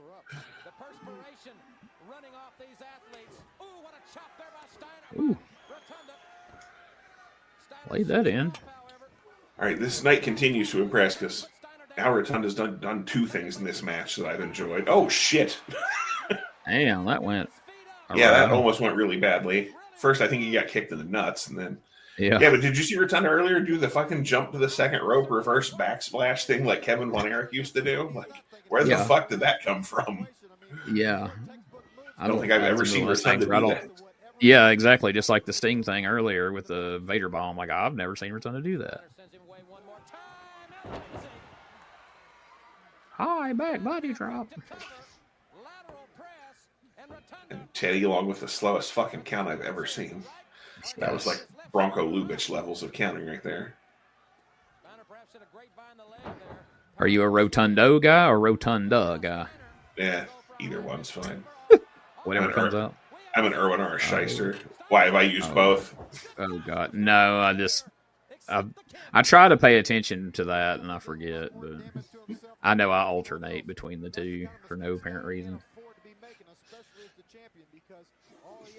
I'll tell you the one that pisses.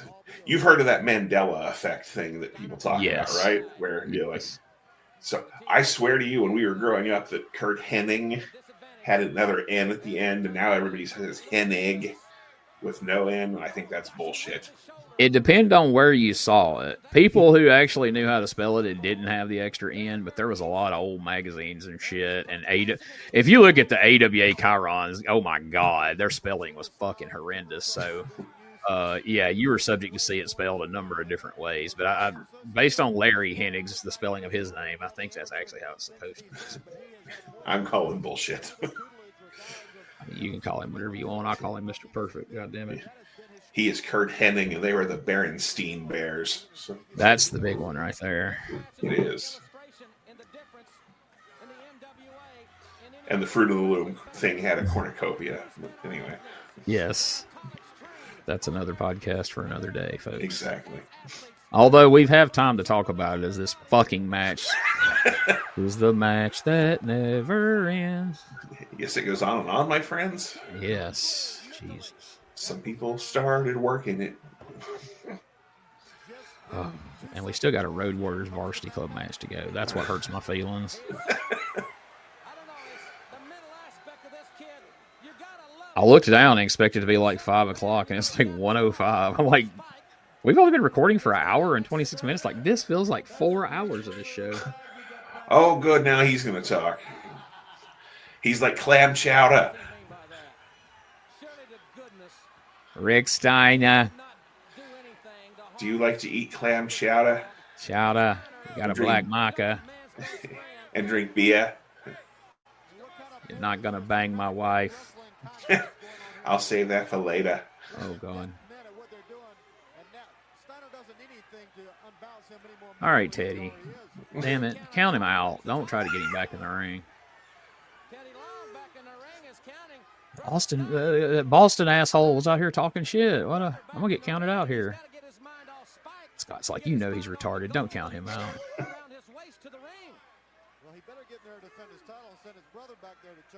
He talks to his hand. He draws a picture on it. I thought that was for masturbation purposes. Oh, I'm sure there's a little of that too, but... All right, please be the... Oh. You're like, please be the finish, and then it got... Please be the finish. Come on. The dog-faced gremlin, the stupidest fucking name of all time. Can we turn Jim Ross down for a while? Yeah, we can. My God.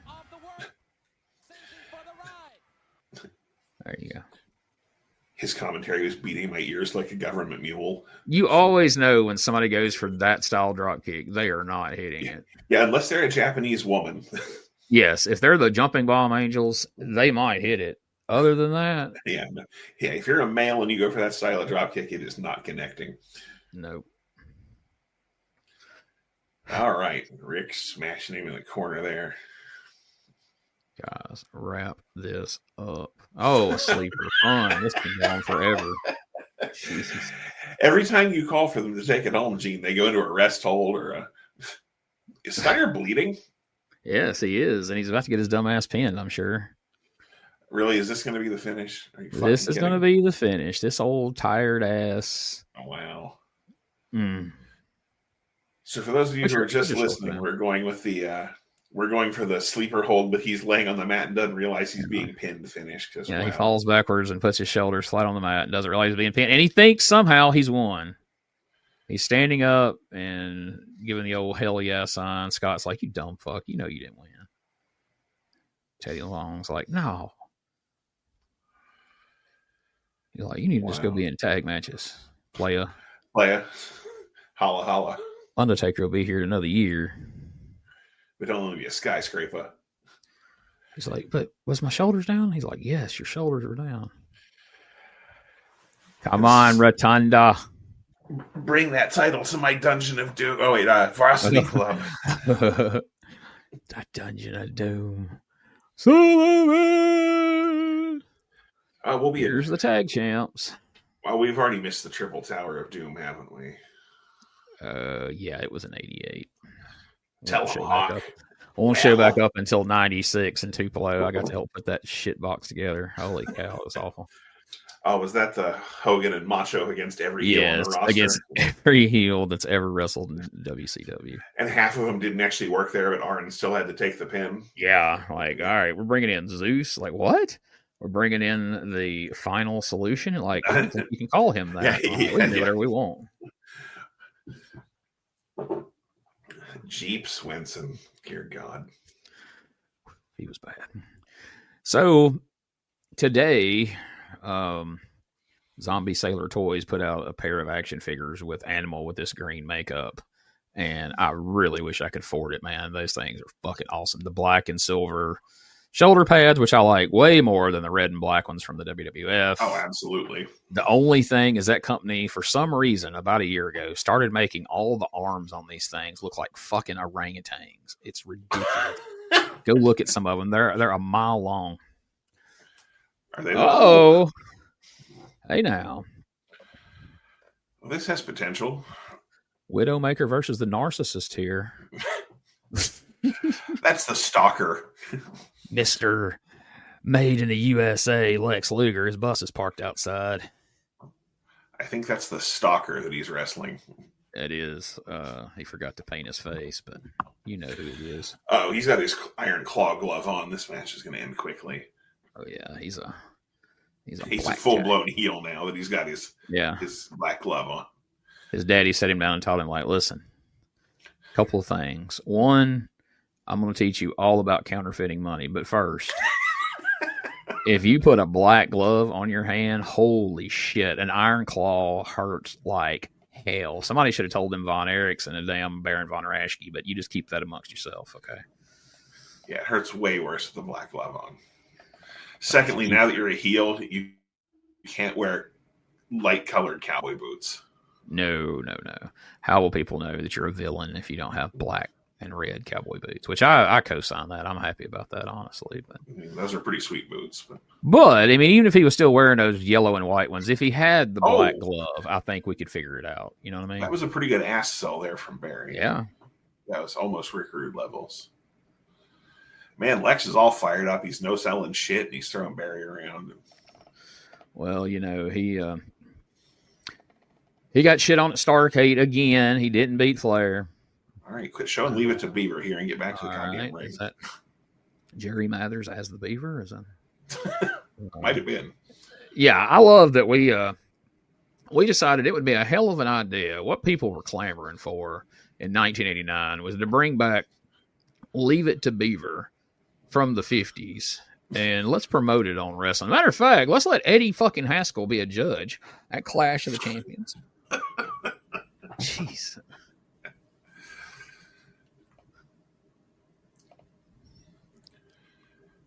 That didn't work out exactly. That got Lexed. Yes. You know, we talked about earlier about, you know, they realized that, hey, maybe Sting's not ready to be pushed based on having good matches with Flair, because we've already learned this the hard way with Luger a couple of times.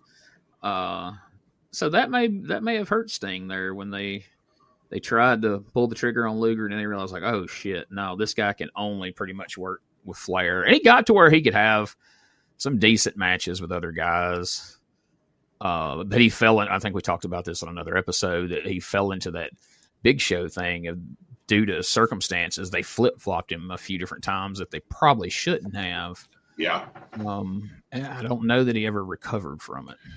Lex, you can't jump that far, buddy. Oh, hell no. Barry knows it too. He's trying to get over there for him. This is going to be a Sid Vicious moment here. Oh, he's coming straight out. He knows not to come down. He knows not to come down on them knees. Good call, Lex. I mean, it looked like shit, but you didn't hurt yourself other than your nuts, apparently. Barry's like, y'all see that? I wasn't taking that shit.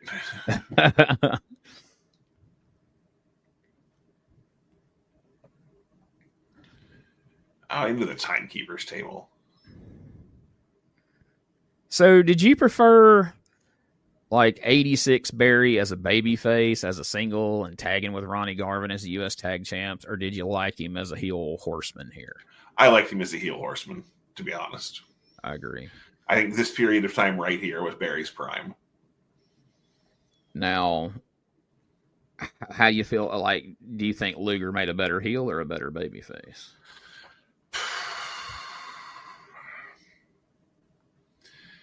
It's a very hard question. There's a lot to consider there, because as a babyface and looking at the rest of the guys on the roster, it's hard to put him in any real peril because he's so fucking big and strong. Like, who's really going to, other than a guy the size of Wyndham's, really going to make you think, oh man, he's in trouble?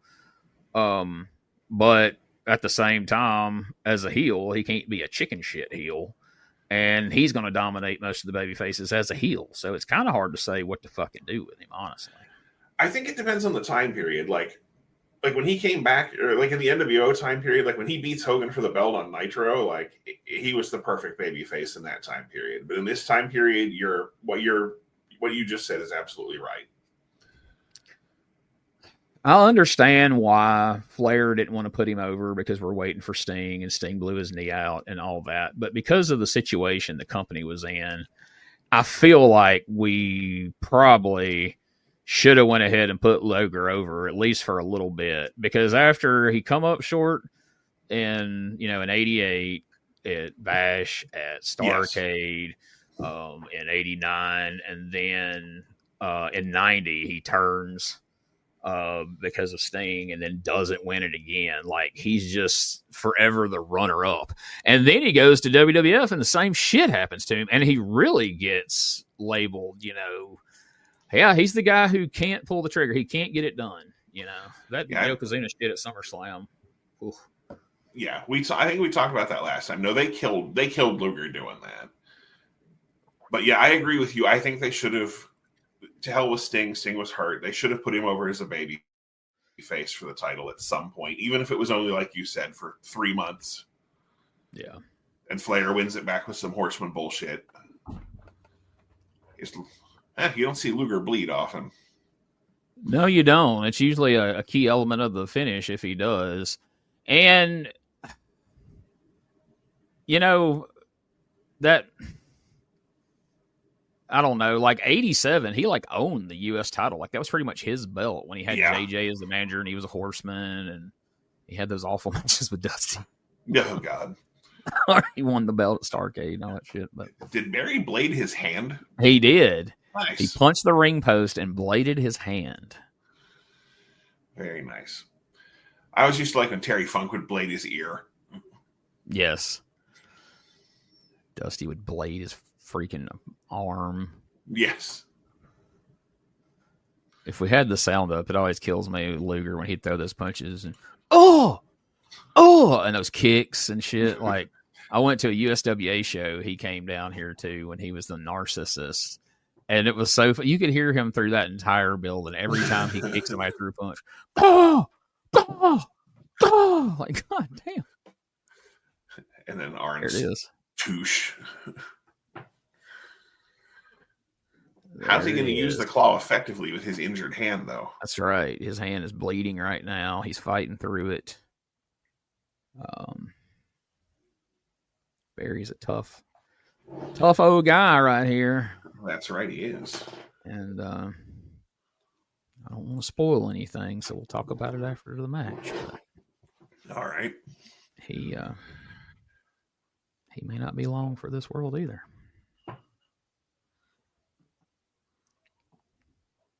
Well, there are some widows that need made.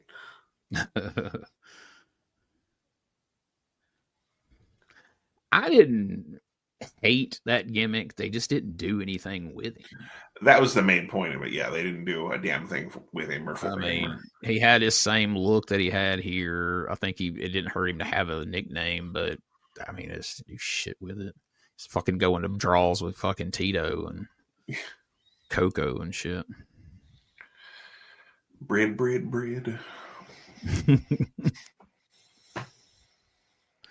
All right, Lex, come on. Fired up. Well, if it's like every other match on the show, it's got to go 20 fucking minutes. So it does. God almighty. If I had any money, I would have paid good money for a VHS copy of this where they chopped it up. Because this thing's like 3 hours, and I remember having the VHS when I was a kid, and it was like, shit, I don't know, 120, 140, something like that. It'll be all right. People get to hear the wonderful sound of our voices for a little longer. Yes. Luger hard into the heel boot. Not the boot heel, but the heel boot. That's right, because black boots hurt worse, They're more solid. They're evil. Oh, he's going to have to pull the glove off because his hand is so injured. How did he punch the ring post and cut his hand almost all the way back to his wrist? Did he chop the ring post? It slid. It slid on the bolt. Oh, there you go. So you know how to tell these stories, Bob. That's why you're here. That's why I'm here waving like a dipshit. That guy is still in that damn ski mask. I would pass out, dude. Well, he thinks he's part of the show, Gene. Yes. He's going to be Agent Orange at the next TV taping, probably. They probably buy the mask off him as he's leaving the building to put on Jack Victory. So. Yeah, like, we need a new mask for Jack Victory. His other one's kind of shot now, so there it is. He's the orange mailer. He works for a citrus company out of Florida. Sun-kissed McGee. You got to hook that leg, Jess. He's not going to get a win like that.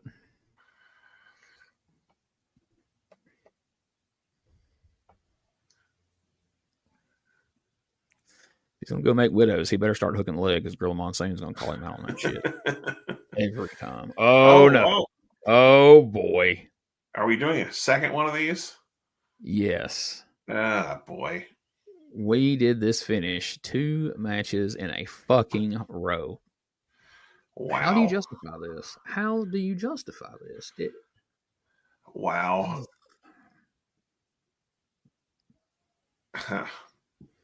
I mean, lack of communication is the only thing I can figure. You know, that's a choice. Uh-oh. Oh, shit. Boom. Man, he hit him like a record with Hulk Hogan on the cover.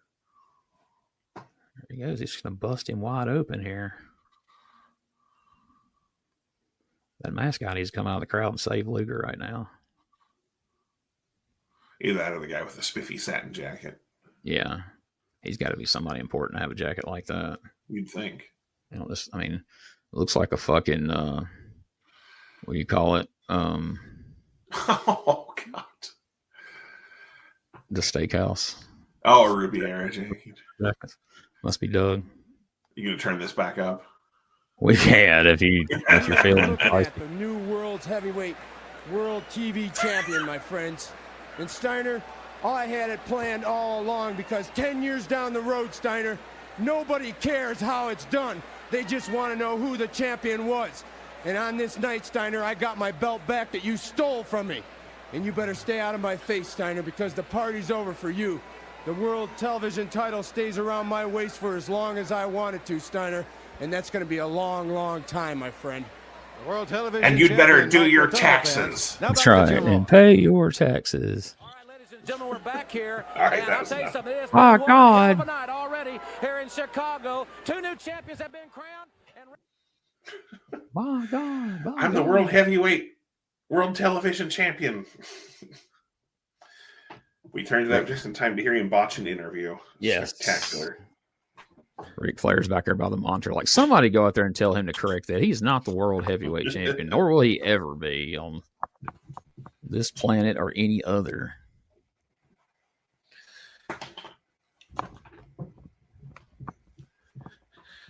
All right. Well, this has been quite the show so far. Let's see where we go from here. I think we are headed to a World Tag Team title match. If you thought it was time for the main event, you would be wrong. Not quite yet. Oh, boy. Oh. Paul Ellering dressed like he's going to go hunt lions. Yeah, fucking crocodile hunter Paul Ellering out here. Crikey. I'm going to hit him with my rolled up newspaper, I am. Road Warriors rule. And now we're going to pretend like Kevin Sullivan can stand up to Animal. Yeah.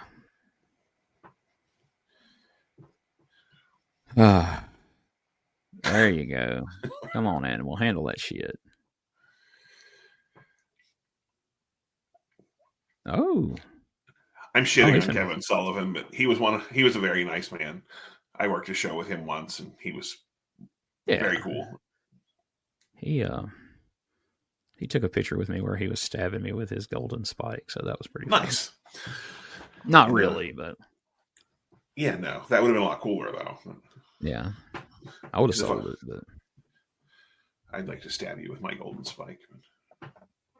Well, that sounds. Never mind. I take that back. I'm going to say something right now that's not going to be popular. It's going to be kind of. I don't know. A lot of people aren't gonna like this. Hopefully, nobody turns the show off. Okay. I've never been a big Dr. Death Steve Williams guy. I can understand. I liked the Gordy tag team. I enjoyed that era, but prior to that, I really just didn't get all that enthused about old Dr. Death, to be honest with you. Doc's one of those guys, like, it's fun to watch him throw people around, but like those matches where Doc's going 30 and 40 minutes, yeah, I can see not being enthused to watch those. Yeah.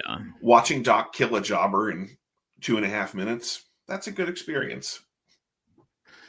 Yeah, I mean, we never got there, but, watching UWF where he's clanging that referee upside the head with the chair because the idiot's no-selling him, that's a good time. But yeah, those coked up Doc promos on UWF were fun. But no, I enjoyed Miracle Violence as well, and I probably like him more than you do. But I can understand like those people that are like, oh my, Doc versus Misawa or whatever. Like, no interest. Nope. You could just completely pull him out of 89 and I'd be perfectly fine with that. Well, you pull the whole fucking Varsity Club out of 89, I'd be happy, honestly, but especially Doc. I mean, I didn't like, you go watch them old Mid-South matches where he hadn't learned how to work yet, and there's some pretty botchy shit on there that's kind of fun to watch, but you're just like, holy shit. Like, they threw him in the ring before he was ready.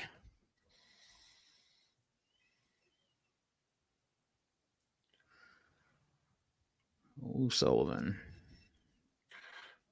Who was your favorite Road Warrior? Draws. Hawk. Was it Draws? Hawk. Draws. I mean, I should say Animal because I actually got to meet Animal and he was super cool and everything. But like back then, Hawk did more cool shit most of the time, and his promos were a little more wild. Wow. Well. See, actually, mine was Animal. I always the fucking flying shoulder block and the power slam did it for me. So okay. Well, that's why this show's fun, because we do have some things we differ on, and that's what makes it interesting. When I would play with my AWA figures as a kid, Animal usually won everything. So. Oh wow.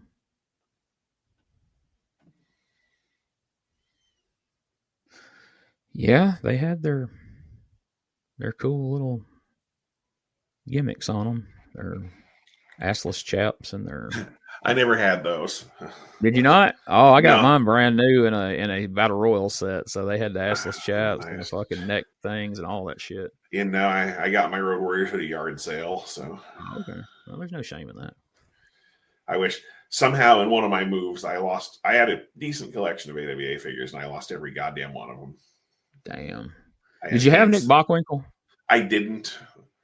I had Hanson and Cologne. I had Road Warriors. I had Freebirds, Martel, and Flair, and Sabisco, and I forget. Yeah. Losing Hanson and Cologne hurt. Yeah. I never was able to find them. And that's pretty awesome. It'd be more awesome if I still had them. But... yeah. Or no, it was Hanson and it wasn't Cologne. It was Hanson and Blackwell. Oh, okay. Yeah, I'm sorry. The Blackwell that looked more like Brody than Blackwell. Yeah. Blackwell, if Ozempic would have been a thing back then. Yeah, pretty much. I actually was at a fucking toy show not long ago, and they had a goddamn Marty Jannetty with the fucking shirt and the glasses, and I was like, holy shit. And I looked at the price. They wanted $4,500 for it. Jesus. Goddamn mind. Marty Jannetty would come to your house, cook you dinner, and play with action figures for way less money than that. Right? Jeez. I never even laid eyes on those in real life. Yeah, that's the only one. I've never seen the other one, but like I said, I go to these. I have a buddy that collects stuff, and I go to those shows. And so once in a while, I'll see. Like I've picked up a couple of the old like Galoob WCW toys, and yeah, I've found Road Warriors and Freebirds to start rebuilding my AWA collection at prices prices that my wife is willing to let me pay. And I got you. I never had the Freebirds. I'd like to get them. See, like, we'll have a sentimental moment here. It was 1987. It was the first time I'd ever gone to the beach, and I was with my grandparents, and we went in some little. The store was called Rose's, and it was like I think it was a grocery chain that was in the Carolinas, and I was there with my grandfather. And it's the only time I never remember him buying me toys. And they had the Freebirds 3-pack. Wow. And he bought it for me. And so those three are kind of sentimental to me. So when I realized a couple of years ago, I went looking for my AWA figures and I realized they were gone. And so when I saw those three, I was like, God damn it, I have to have these. So that was why even if I had replaced none of the others, I was replacing those. Yeah, I think my little brother lost all my AWA Remcos. I don't know where any of those are. I had a good bit of them, but none of the rarer stuff. I think Bockwinkel was about the rarer one I had that other people didn't seem to have. I was in a shop not long ago that had him, but they wanted like $70, and I was like, I can't justify it. No. Like if I could get him for like 40, I'd probably buy Bockwinkel because I'm a fan. But yeah, 70 was a little too high. Yeah, if I could find that dude, I would send it to you because I know you're a huge Bockwinkel fan, but I don't know what happened to them things. Yeah, at this point, I'm actually the WCW Galoobs. I mean, obviously, I'm not going to be able to find like the Freebirds and El Gigante and though, but like the base series, I should be able to find those. But I'm looking for it. Finding them in decent condition is fucking hard. So yeah, so far I've managed to get Wyndham and Arn and Steiner or Rick Steiner. So. And they're all in really good shape. I've got all the basic ones in good shape. I don't know that I'll ever find the UK ones. My buddy Richard got fucking Dustin and Elegante and Big Josh and all those. Just got lucky at different times. Got them for decent prices. I've never been so lucky. All right, what happened there? Each man got a pin. So we are doubling.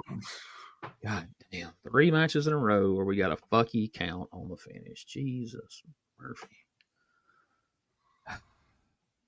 So dumb. I see we're ignoring the matches again this show, but they're just not so good. No, there's just nothing to talk about there. I mean, if you want to see the matches, watch the video. And we talked about some of them, but most of the shit's just... So here's Luger back there. He's got a big bandage around his head, and he's got a white towel around his neck. He's talking. Let's hear what he's got to say here about this shit. They say I need a few stitches. I got a jammed neck. I hear Barry Windham has possibly shattered his wrist. That speaks for itself on what was going on out there. But I have to say, a few stitches and a jammed neck is not a heavy price to pay for something like this. It means so much to me. I hope it means a lot to all the fans out there who have given me all this support and believed me all this time and knew that I could be a champion and showed me the way. And now I finally have faith in myself. And I just can't tell you how much this means to me, Bob. Again, congratulations, Lex. Now back to Jim Ross. Thanks very much, Bob Cotton. Wow. Congratulations also to the total. A low-key Lex Luger promo where he's not running his finger across the screen as he normally does, as he has his index finger and his thumb usually, and he runs it across the screen as he talks over and over. He's very deflated there, even though he won the title. Yes, that was the most low-key Lex Luger promo I've ever seen. We talked about how much we both have affection for that television title. I love that U.S. title, too. I'd like to have a replica of it as well. It's a really nice belt. It's a good-looking belt. Unlike that bullshit that WWE has these days. We're like, we have America all over the belt. It's the U.S. title. Get it? That is one of the worst turds I've ever seen for a belt. Most of their belts these days are fucking atrocious. Oh, yeah. They're all awful. Those tag belts are ridiculous. Are they still the ones that look like a giant penny? I don't even watch it anymore. As far as I know, they are. Last time I watched it, they were. And then like the world titles now just look like hubcaps. So yeah. All right, so we got to go back and watch the match we watched on TBS as Steamboat's in. He's teaming with Eddie Gilbert. He's slamming Ric Flair. What happened to that dastardly heel Kendall Windham? Well, he comes and goes. Yeah, he's on Worldwide and he's on Pro, but I don't think they let him in this studio, it doesn't seem. They sure don't let him on pay-per-view. Unless he's out in the parking lot parking cars or something. Okay, I think that was actually part of the show there. I don't think that was... I mean, you would think they could let Kendall do one of these jobs for Jack Victory. Yeah, well... Can you imagine lanky-ass Kendall Windham as a member of the Midnight Express or blackmailing somebody and the tights are falling off of him? Ravishing Randy and courageous Kendall. It would have worked. Yes. All right, so this is why I don't feel we really have to make it a point to watch a lot of this shit, because we're going to see it again on the pay-per-views. I mean, obviously we had to watch the Clash, but those matches we watched in the studio, we could have seen the finish here. So, at least back in these days, they didn't have like terrible nu metal music over the top of all the replays like they do. Yeah. WWF did for the past 25 years. Oh, we get to see Flair strip naked again. That's jeez. He almost hit one of those Lance Storm rolling Boston Crabs to take his pants off there. He did, and the Hoovers are trying their best to stay out of the way. Stu Hart was home right then, like, get these Hoovers out of the ring. Why are all these Hoovers there while Flair's taking off his pants? Put him in the sugar hole there. You know what I mean? I think you do. And now he just casually takes the shirt off after all that. Who knew we would work a Lance Storm and a Stu Hart reference into this video package? Ooh, not me. Definitely not me. Both of which happen to be from Calgary. While Ric Flair's being stripped naked, we mentioned Stu Hart and Lance Storm. Alberta, Canada. Got that right. We got that perfect pause in there for the Lance Storm gimmick. So. That's right. Yeah. I never let them strip me down to my skivvies back in the day. Only in the dungeon when I was rolling around with other guys. Oh, yeah, in the dungeon we would go helmet to helmet, if you know what I mean. We invented docking. That was one of my most painful holds. They called Ronnie Garvin Hands of Stone. I was, never mind. I was making fun of Josh and Richard on their P3 radio podcast. Somehow, like 4 weeks in a row, they managed to mention docking in the first, 10 minutes of the show. And so Saturday when we were plugging it on the USWA show, I was like, the only show that professes to be a straight male show that talks about docking every single week.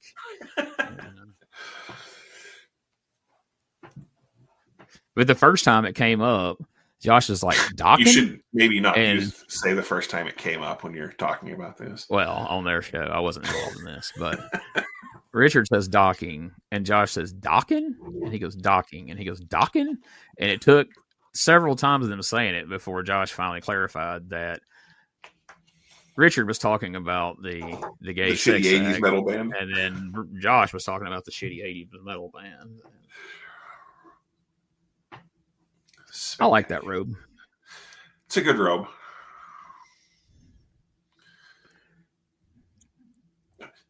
That girl's like, I don't know where I am. When do we get paid? Later in the hotel room. We've already sucked off half the dressing room. What'd you say? Bitch, I just kissed you. Woo! And that suit is like,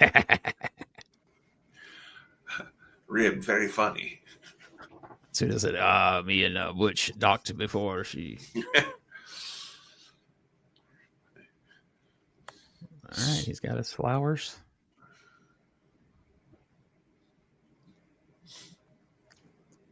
Tommy Young's got his shirt with the little state on it on the pocket. These look like somebody's fucking mom. Like, these are worse than the Clash gals here.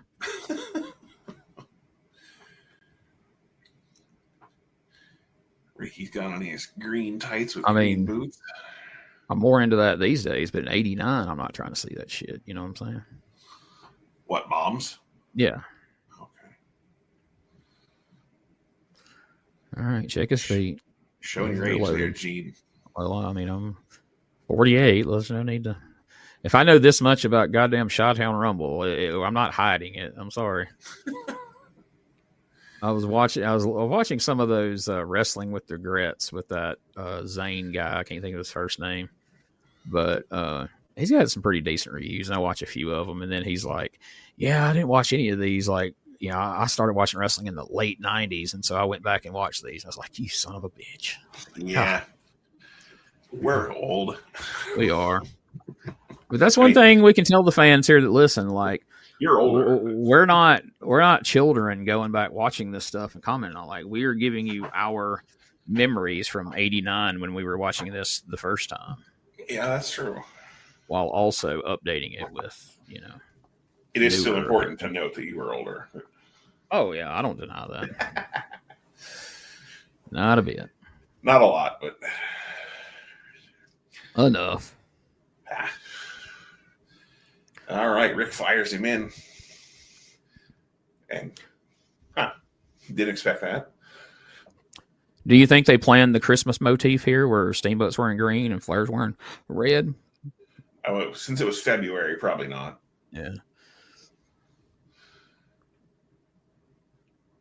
Green. He's got green tights, green boots.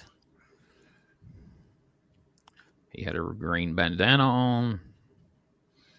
Woo! Flair's penis probably has gangrene after fucking all those whores. That's Brad the Chicago Buster. Bears halfback. You know, the least important role on the team. Yeah. Other than punter. Are we supposed to care about any of that? Sorry, fans. We're not like football. Or I'm not. I can't speak for Bob. He watches some football. I'm not a football guy. This fucking guy here. I think he's just some random dude. So while we're watching this, are we going to have to go through and watch Learning the Ropes as well? Or dude, I ordered a set of that, and the quality on it's ass. So I don't know that if I could get a good quality version of it, I would love to watch like an episode or two. I don't want to watch all 12 episodes, but I'd like to watch like an early one and a late one and see how it strikes us. And surely in those 12, there's got to be one or two that are decent. Like, I don't think the story is going to be that hard to follow that we can pick up like episode 5 and episode 11 and be okay. You know what I mean? Yeah. I don't know who Shirley is, but I guarantee you they suck. Fucking Lyle Alzado is not going to be that hard to follow.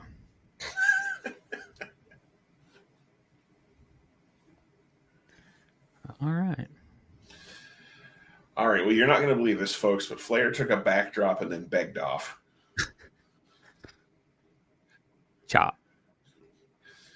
I bet at some point he goes to the top rope, and then you won't believe what's going to happen after that, Gene. I wonder if he'll get thrown off. Like, I've seen that happen like once or twice or every time, but. And then I bet Ricky will hit some deep arm drags. Oh, yeah. Standard mid-80s. Deep arm drags. Mike Rotundo hip tosses. Hopefully. Even though Mike Rotundo really didn't hit any Mike Rotundo hip tosses, which was disappointing. Yeah, he really didn't. Well, he was working those lucha moves, so. I think we're going to continue to slip some of those references in for a while and see if anybody like calls us out on them and gets them before we actually acknowledge what they are. I highly doubt it if they get them. I hope they do. You'd be surprised. All right. Now, as for my shitting on Flair, I will say I love me some Ricky Steamboat, but I'm not the world's biggest Ric Flair fan, and I know that pisses people off. But, anyway, I've become less of one over the more recent years. Like in this era, I was a big fan. As time went on, and I started figuring figured out how repetitious his shit is, and had the opportunity to be around him and know some people who know him, it made me like him less. But yeah, you know. Yeah, I watched a 42 disc Four Horsemen compilation, and by the end of it, I never wanted to see another Ric Flair match. I mean, 4 discs in, you had literally seen them all, but by 42, you had seen them all and then some. Yeah. Oh, the big reversal. Nicely done. Any of the listeners, like, you know, we don't profess to be experts or anything. Like, we just watch this shit and have fun, and we give our opinions because we've been watching wrestling forever. But anytime you want to give, like, a opposite opinion or, you know, chime in your opinion on things, by all means, you can send it to me on Patreon. You can email it to me, genejackson95@gmail.com. You can send it to me on our Facebook page, and I'll be happy to talk with you about it and maybe even bring it up on here. I've had some people message me about some of the USWA stuff, and we've been bringing it up on the USWA show, and it's made for some fun conversation. Oh, absolutely. And I mean, you've seen some of these opening matches that are going 18 minutes. We definitely need shit to talk about. Hell yeah. I mean, we would much rather discuss your disagreement of one of our opinions than watch Michael Hayes versus the Russian Assassin for 18 minutes. If you can convince us why Flair really is the best of the best, then come on with it. We're willing to listen. I'm not saying we're going to automatically cave, but we're willing to listen. Yeah, no, I mean, you're going to have to really get me to disagree that it's not Terry Funk. But I can't wait till we get to the Terry Funk stuff. That's when we will watch some TV stuff. We'll watch some of those matches he did, Funk's Grill, and a lot of that stuff. We will watch some of those and we got to get some Snake Brown matches up in here. Yes. If you don't know that, folks, from out of town, Bob is the foremost fan of Snake Brown from out of town that you'll ever meet. And I don't know if you've seen this or not, but they're doing one of those NWA Fan Fest things this summer, and Zan Panzer is going to be there if you want to load up and go to that in Charlotte. So. The Zan Panzer, the bright pink outfit was pretty amazing. But that's right. I don't even know if Snake Brown's dead or alive, but I'm going to go out on a limb and say dead. And say dead, but I could be wrong. I hope I'm wrong. I hope somebody proves me wrong. I hope somebody's like, no, Snake Brown's on Facebook. That'd be great. Yeah, and here he is. He wants to talk to y'all. I'm like, whoa, wait a minute. We will do it. I'll take a day off from work if we can get Snake Brown on a podcast. Hell yeah. Or Lee Scott or Trent Knight. Yeah, I can't wait till we get some of those Lee Scott and Sid matches on here to watch. Jesus Christ, that one where he fucking puts him up in like the razor's edge and then just whirly birds him. Yes. That poor guy. Yeah, Lee Scott takes some ass whoopings. For sure. But no, I'm looking forward to us getting to the Funk feud. Of course, we still got 2 more Flair and Steamboat matches. We got Wrestle War in Nashville. Before that, we've got Raging Cajun Clash of the Champions in New Orleans, which is a 2 out of 3 falls affair. I'm not going to ask you here which one you like best. We'll talk about that once we see all 3 of them. But yeah, I probably couldn't tell you. But not yet. Raging Cajun, we're going to see JYD against Butch Reed in New Orleans. That's interesting. That would have been amazing 10 years earlier. Yeah. I mean, I'm not telling you it's going to be good. What the kids call a banger, but it's better than. I'm going to keep. I don't mean to insult this guy, but I'm going to keep saying whatever it is, it's better than the Stephen Casey match. I don't even dislike Stephen Casey. We're going to see Stephen Casey again against Muta on that same show, I think. I think we are. We're going to see Muta against Stephen Casey at that clash. We're going to see Muta against my friend Doug Gilbert at Wrestle War 89 in Nashville, which should be fun. That should be interesting. Hit toss. Here he comes, big.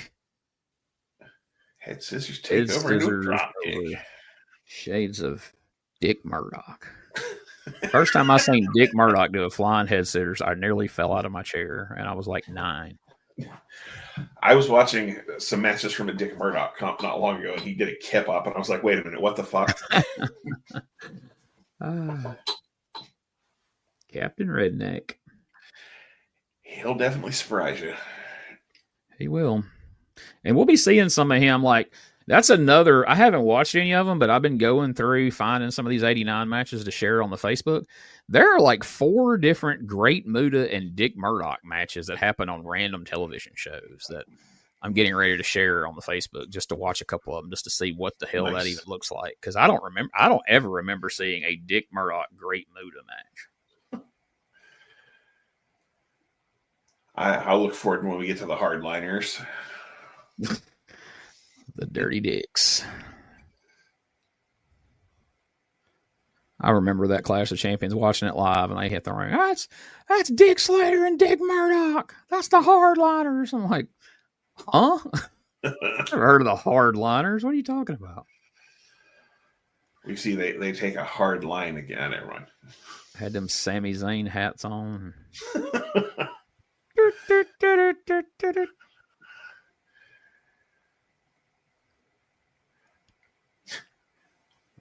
I always enjoyed Tommy Young's reffing. He was animated as fuck. Oh, yeah. They're going to get up on the bottom rope to get up in Ricky Steamboat's grill. Like, come on now. Steamboat chop shit out of you, son. Zan. Man, one of those people, online places has the option. I'll have to get me a Zan Panzer autograph. I didn't have the funds that weekend, or I would have had autographed masks of the Ding Dongs here about 6 weeks ago. And I still regret it each and every day of my life. And we'll get there as well. Oh, that's something to look forward to. Ding Dongs, Ding Dongs, Ding Dongs. Is that before or after the creatures? I think they're before the creatures, I believe. I think. I can't swear to that, but I want to say it is.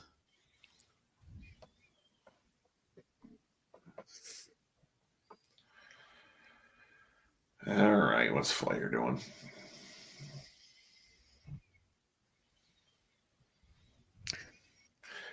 Those little short guardrails WCW always had back then were weird.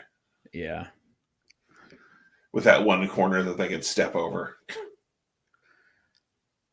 So going into this show, I kind of suspected Steamboat was going to win, but then when we did all these fucky finishes throughout the show, I'm like, I don't know, man. It's probably going to be a double pin and the title's going to held up or some shit.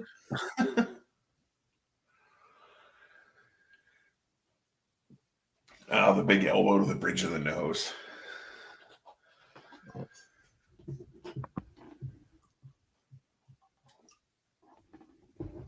Woo! Now he's going to go to town or whatever. He's going to go to school, sir. Oh, that's it, school. Flair liked to go to schools for some reason. I was going to say probably to pick up girls, but that was Jerry Lawler.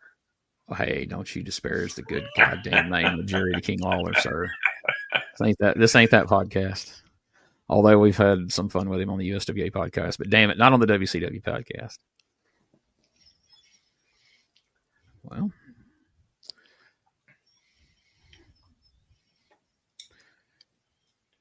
so, the fans feel a lot like us, like we're slowing down. The fans are slowing down. Flair and Steamboat, it seems like they're slowing down. We're 2 hours and 15 minutes into this. Woo! I ran out of beverage full of caffeine about an hour ago. Yeah, I was just drinking water and it's been gone for an hour. Oh. There we go. All right, the brutal martial arts chops of the dragon. Yes. Stan Lane had the educated feet. Steamboat had the educated hands for chopping. Oh, shit. There it is. What a maneuver. One of those rare times he actually gets to hit it. Yes. Holy shit. All right. Come on, guys. Let's get it going here. Figure 4.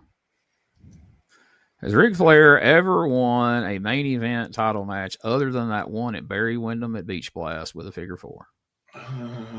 Didn't Dusty pass out in it once? Yeah, one of the Starcades. You're right.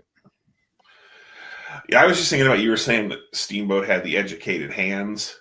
Yeah. There was a real missed opportunity. I know the whole thing turned out bad, and I know a lot of people hated the gimmick, but man, somebody should have said that Joey Ryan had an educated penis. Yes. Anyway, that's the last we'll talk about him on this show. When he weasels his way back into the business, I'll shoot him a message. Look at these guys. Wow, they're that guy's fired up.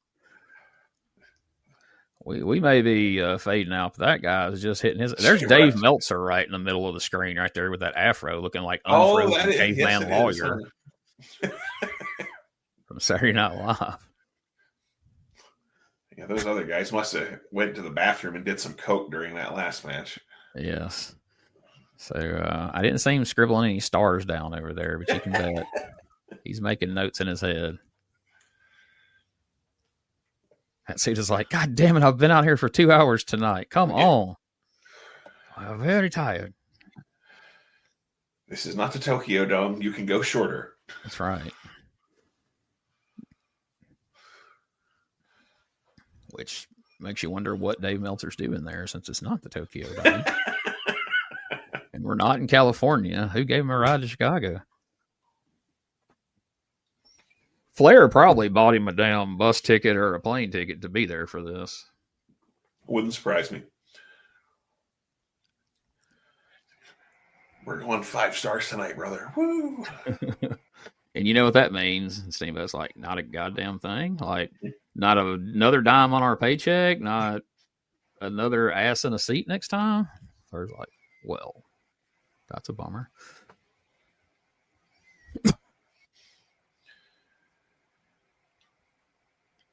Whoa. Flair's firing it back up here. He is. Working over that knee. Come on, Steamboat. This ain't WrestleMania 4. Don't phone it in. Flair's not throw. Oh, here we go. Say Flair hadn't. There we go. Hiya. Boom. Hiya. Hiya. How dare you say Ricky phoned it in at WrestleMania 4? Oh, my God. That match with Greg Valentine. I don't blame him. If I got to WrestleMania and they told me when you could have had a rematch with Savage and you tell me I'm putting over Greg Valentine in the first round, I would have phoned it in too. I probably would have left and be like, y'all better hope Jack Victory's here because I'm out, son. Jack the Dragon Victory can wrestle this match. That's right. He can come out here with George the Animal. Or you can just let George Steele fill in for me. How about that? Him and Mine can take on the Hammer. Ugh. Still kills me that what many people say is one of the greatest WrestleMania matches at all time involved George the Animal Steele in the finish. I love George Steele, but yes, I get it. You, man, Elizabeth. It's crazy. Me and Ray Russell has talked about it. Like it's crazy how many matches they gave Steele with Randy Savage. Like a couple of matches on Saturday night's main events, WrestleMania 2. Like they had a lot of faith in Savage to drag decent matches out of George Steele, and that whole story with the Beauty and the Beast story with him and Elizabeth, people got into it for some crazy reason. They did. Steele had a lot of charisma, and he apparently made the money 20 years earlier. Yeah. Who doesn't like a green tongue, you know? That damn match where Orndorff has the poster of Elizabeth and tears it up and throws it at him and he goes ballistic is hilarious. Heenan's mocking him and everything. I don't know why we're watching an NWA World Title match between Flair and Steamboat. We're talking about George the Animal Steele and Randy Savage, but well, you know, that's what's happening.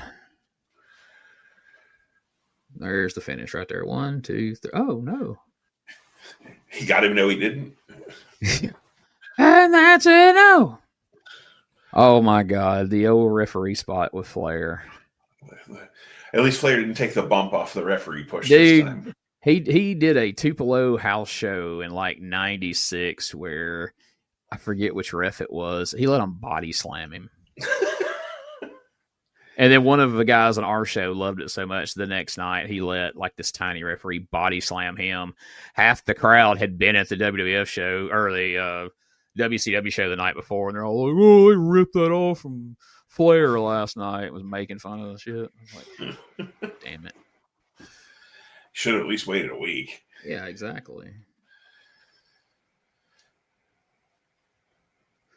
I was like, why did you do that? He's like, well, they did it like Flair did it. I'm like, is that your fucking justification for doing things in a match in Saltillo, Mississippi? Flair did it? Like, come on. There we go. Oh, ate shit. Flair got out of the way. And this is it. Flair's fixing to wrap it up and take it home, Bob. He's going to retain the title. And then he'll be out. Chicago. Limousine stealing or whatever I said earlier all night long. He'll steal a limousine and go bang them hooers in it. And it's the best thing going today. Woo! And then Steamboat's old lady will come out here and bitch him out in front of the entire audience. You told me you were winning. The winner's purse. You told me you were winning, Rick. I'm going to take your damn name. Butterfly suplex. Shades of Big John Studd. That's right. Great finish from '89. Apparently, Studd was watching this pay-per-view and was like, come back for Royal Rumble. That's happening. I think he actually had already done it at this point. Yeah, he had done another Rumble at this point. He'd done the Rumble, but I don't think he had pulled out that finish until a couple of TV tapings. I specifically remember he used that in the Rumble. Oh, okay. My bad. He uses it on DiBiase. I watched that Rumble a lot because I had it on VHS. I used to think that was a decent Rumble, and then me and Ray watched it here a while back. And I'm like, this Rumble kind of sucks a dick. Like, the first half's really good, and then it falls apart in the second half. But, What Big John Studd Nakeem controlling the Rumble doesn't do it for you? Big John Studd returning to win as a babyface. Like, what the fuck were y'all thinking? Like, come on. Studd is another guy that I hold dear to my heart. So I will say this till the end of time. This is a hill I will die on. This is something I will fight people over. The greatest Royal Rumble of all time, without question, 92. 100%. I've had people want to argue with me, and that's one I'll actually like blow up and like cuss and like. What the hell is their argument?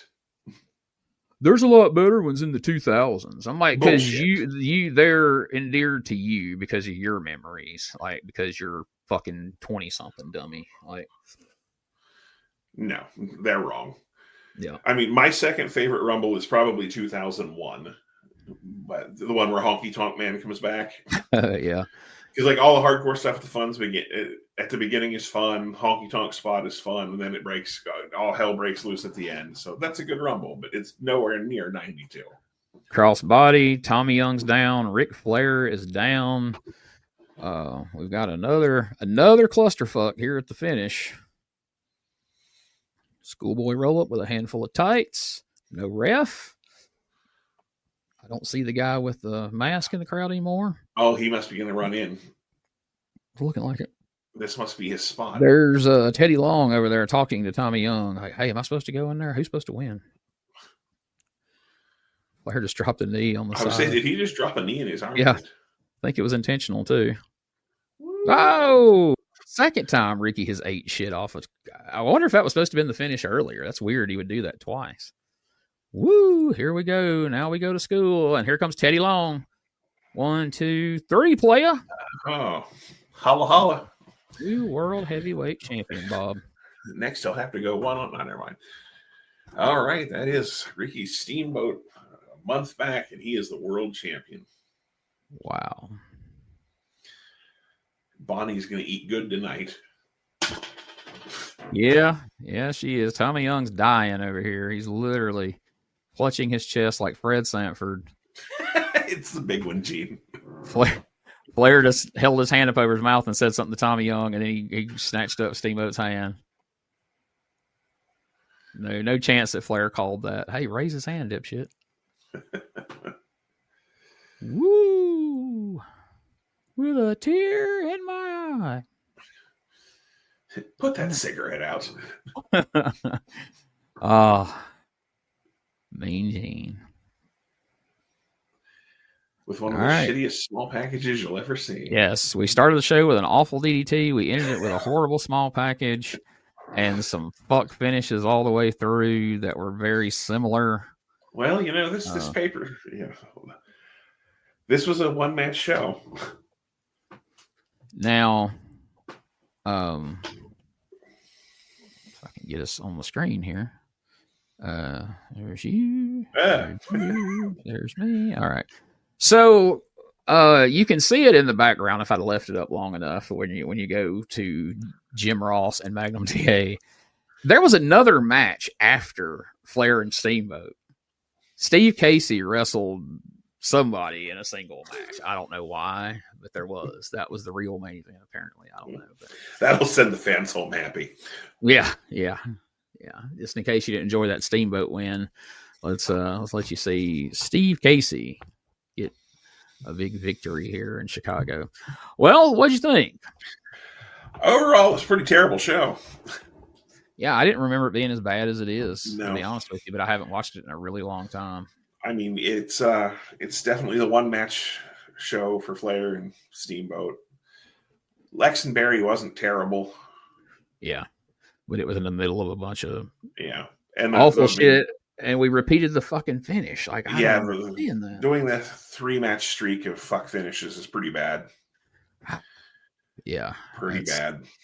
It's just crazy to me, and you have to think this wasn't in the day of, or as far as I know, this wasn't the day of 17 road agents calling 8 different finishes and going to one guy. I assume that was all called by the same person. So you would think not the best plan I've heard of. You would think the one guy would not call 3 of the same finish, but or at least 3 fuck finishes. I mean, 2 of them were exactly the same, and then 3 in a row shit finishes. So. But nothing about George Scott thus far in '89 has impressed me. He's clearly still living in the 70s, and it's just a countdown till we can get him the fuck out of there and start getting some good stuff on our screen. Raging Cajun is another one of these hit or miss. There's some good stuff. There's some bad stuff. But once we get past that and we get headed to Wrestle War, that's another one where it's a lot of Varsity Club and things like that. So really, things are really going to ramp up when we get to the summer. That's when Terry Funk comes in, and we really start to have some fun. We get that Clash of the Champions with forget the name of it, but basically it's at a Army base or Air Force base or whatever. They have that tag team title tournament. We won't say who wins, but anyway, we had fun with it, and that's the intention here. I hope everybody else had fun watching it with us, whether you listened to it or if you've gone to Patreon and checked it out. Thank you so much. Spread the word, share it around, and give us your feedback, man. Hit us up. Let us know what you think, and we'll try to adjust accordingly as best we can to make things the way everybody wants it. So let's do the what was your favorite part, Gene? Ooh, all right. So we start with what was your least favorite part? Okay. Typically on the other show. So let's do that here. All right. Well, you go first this time. Least favorite part for me on this one, hands down, Michael Hayes versus the Russian Assassin in that long ass match. There's some other stuff I didn't love, but I mean, it's hard to beat that. You know what I mean? That was pretty bad. I'll say I'm actually disappointed. I mean, the fact that we didn't get the midnight blow off really sucks. That was disappointing at the time. But yeah, no, the Russian Assassin Michael Hayes match is horrible. But I guess I would say I'm disappointed that doesn't actually happen, because that would have been a good match on all of this. So that's a good call. That's definitely a good call. So favorite part of the show, Steamboat winning the title from Flair. I didn't love the whole match, but it at least tells us we've got some new things in the works. We've watched Flair for a few years now, hold on to the belt with Horseman interference and interference from Matsuda and all these different things. So finally, we're going to change things up a bit. And yeah, I don't love the family man crap and all that, but in the big scheme of things, at least he's putting on good matches. I mean, he had a good match with Bob Bradley at the Clash. You know what I mean? True enough. I know I said it was a one-match show, but I actually did enjoy Barry and Lex other than the finish. So I'll probably go with that since you went with the other. That's fair. What was the other thing we asked last time? I'm blanking out. I'm not exactly sure. Yeah, I've got to write that down on the thing here. No worries. What was your favorite Mike Rotunda promo on the show? The one I didn't see, hopefully. The one I saw was awful. Yeah. Yeah, I'll be more prepared next time. We'll have a list of all the stuff we're supposed to ask. But we asked the main ones. I was running a fever this morning and didn't know if I was even going to pull this off today. And I'm full of medicine right now, so I think we pulled it off in spite of all that. Anyway, anything else you'd like to say before we wrap this one up? Nope, same stuff as always. Go watch our OWF show. Buy Gene's books. Keep watching this. Let us know. Like I said, like we were talking about earlier, if there's something that you don't agree with what we said, something you want to talk about, let us know, because some of those long opening matches are a great time for us to discuss things. So, absolutely. I totally agree. We'll see you next time for another episode of the Retro Wrestling Review WCW podcast.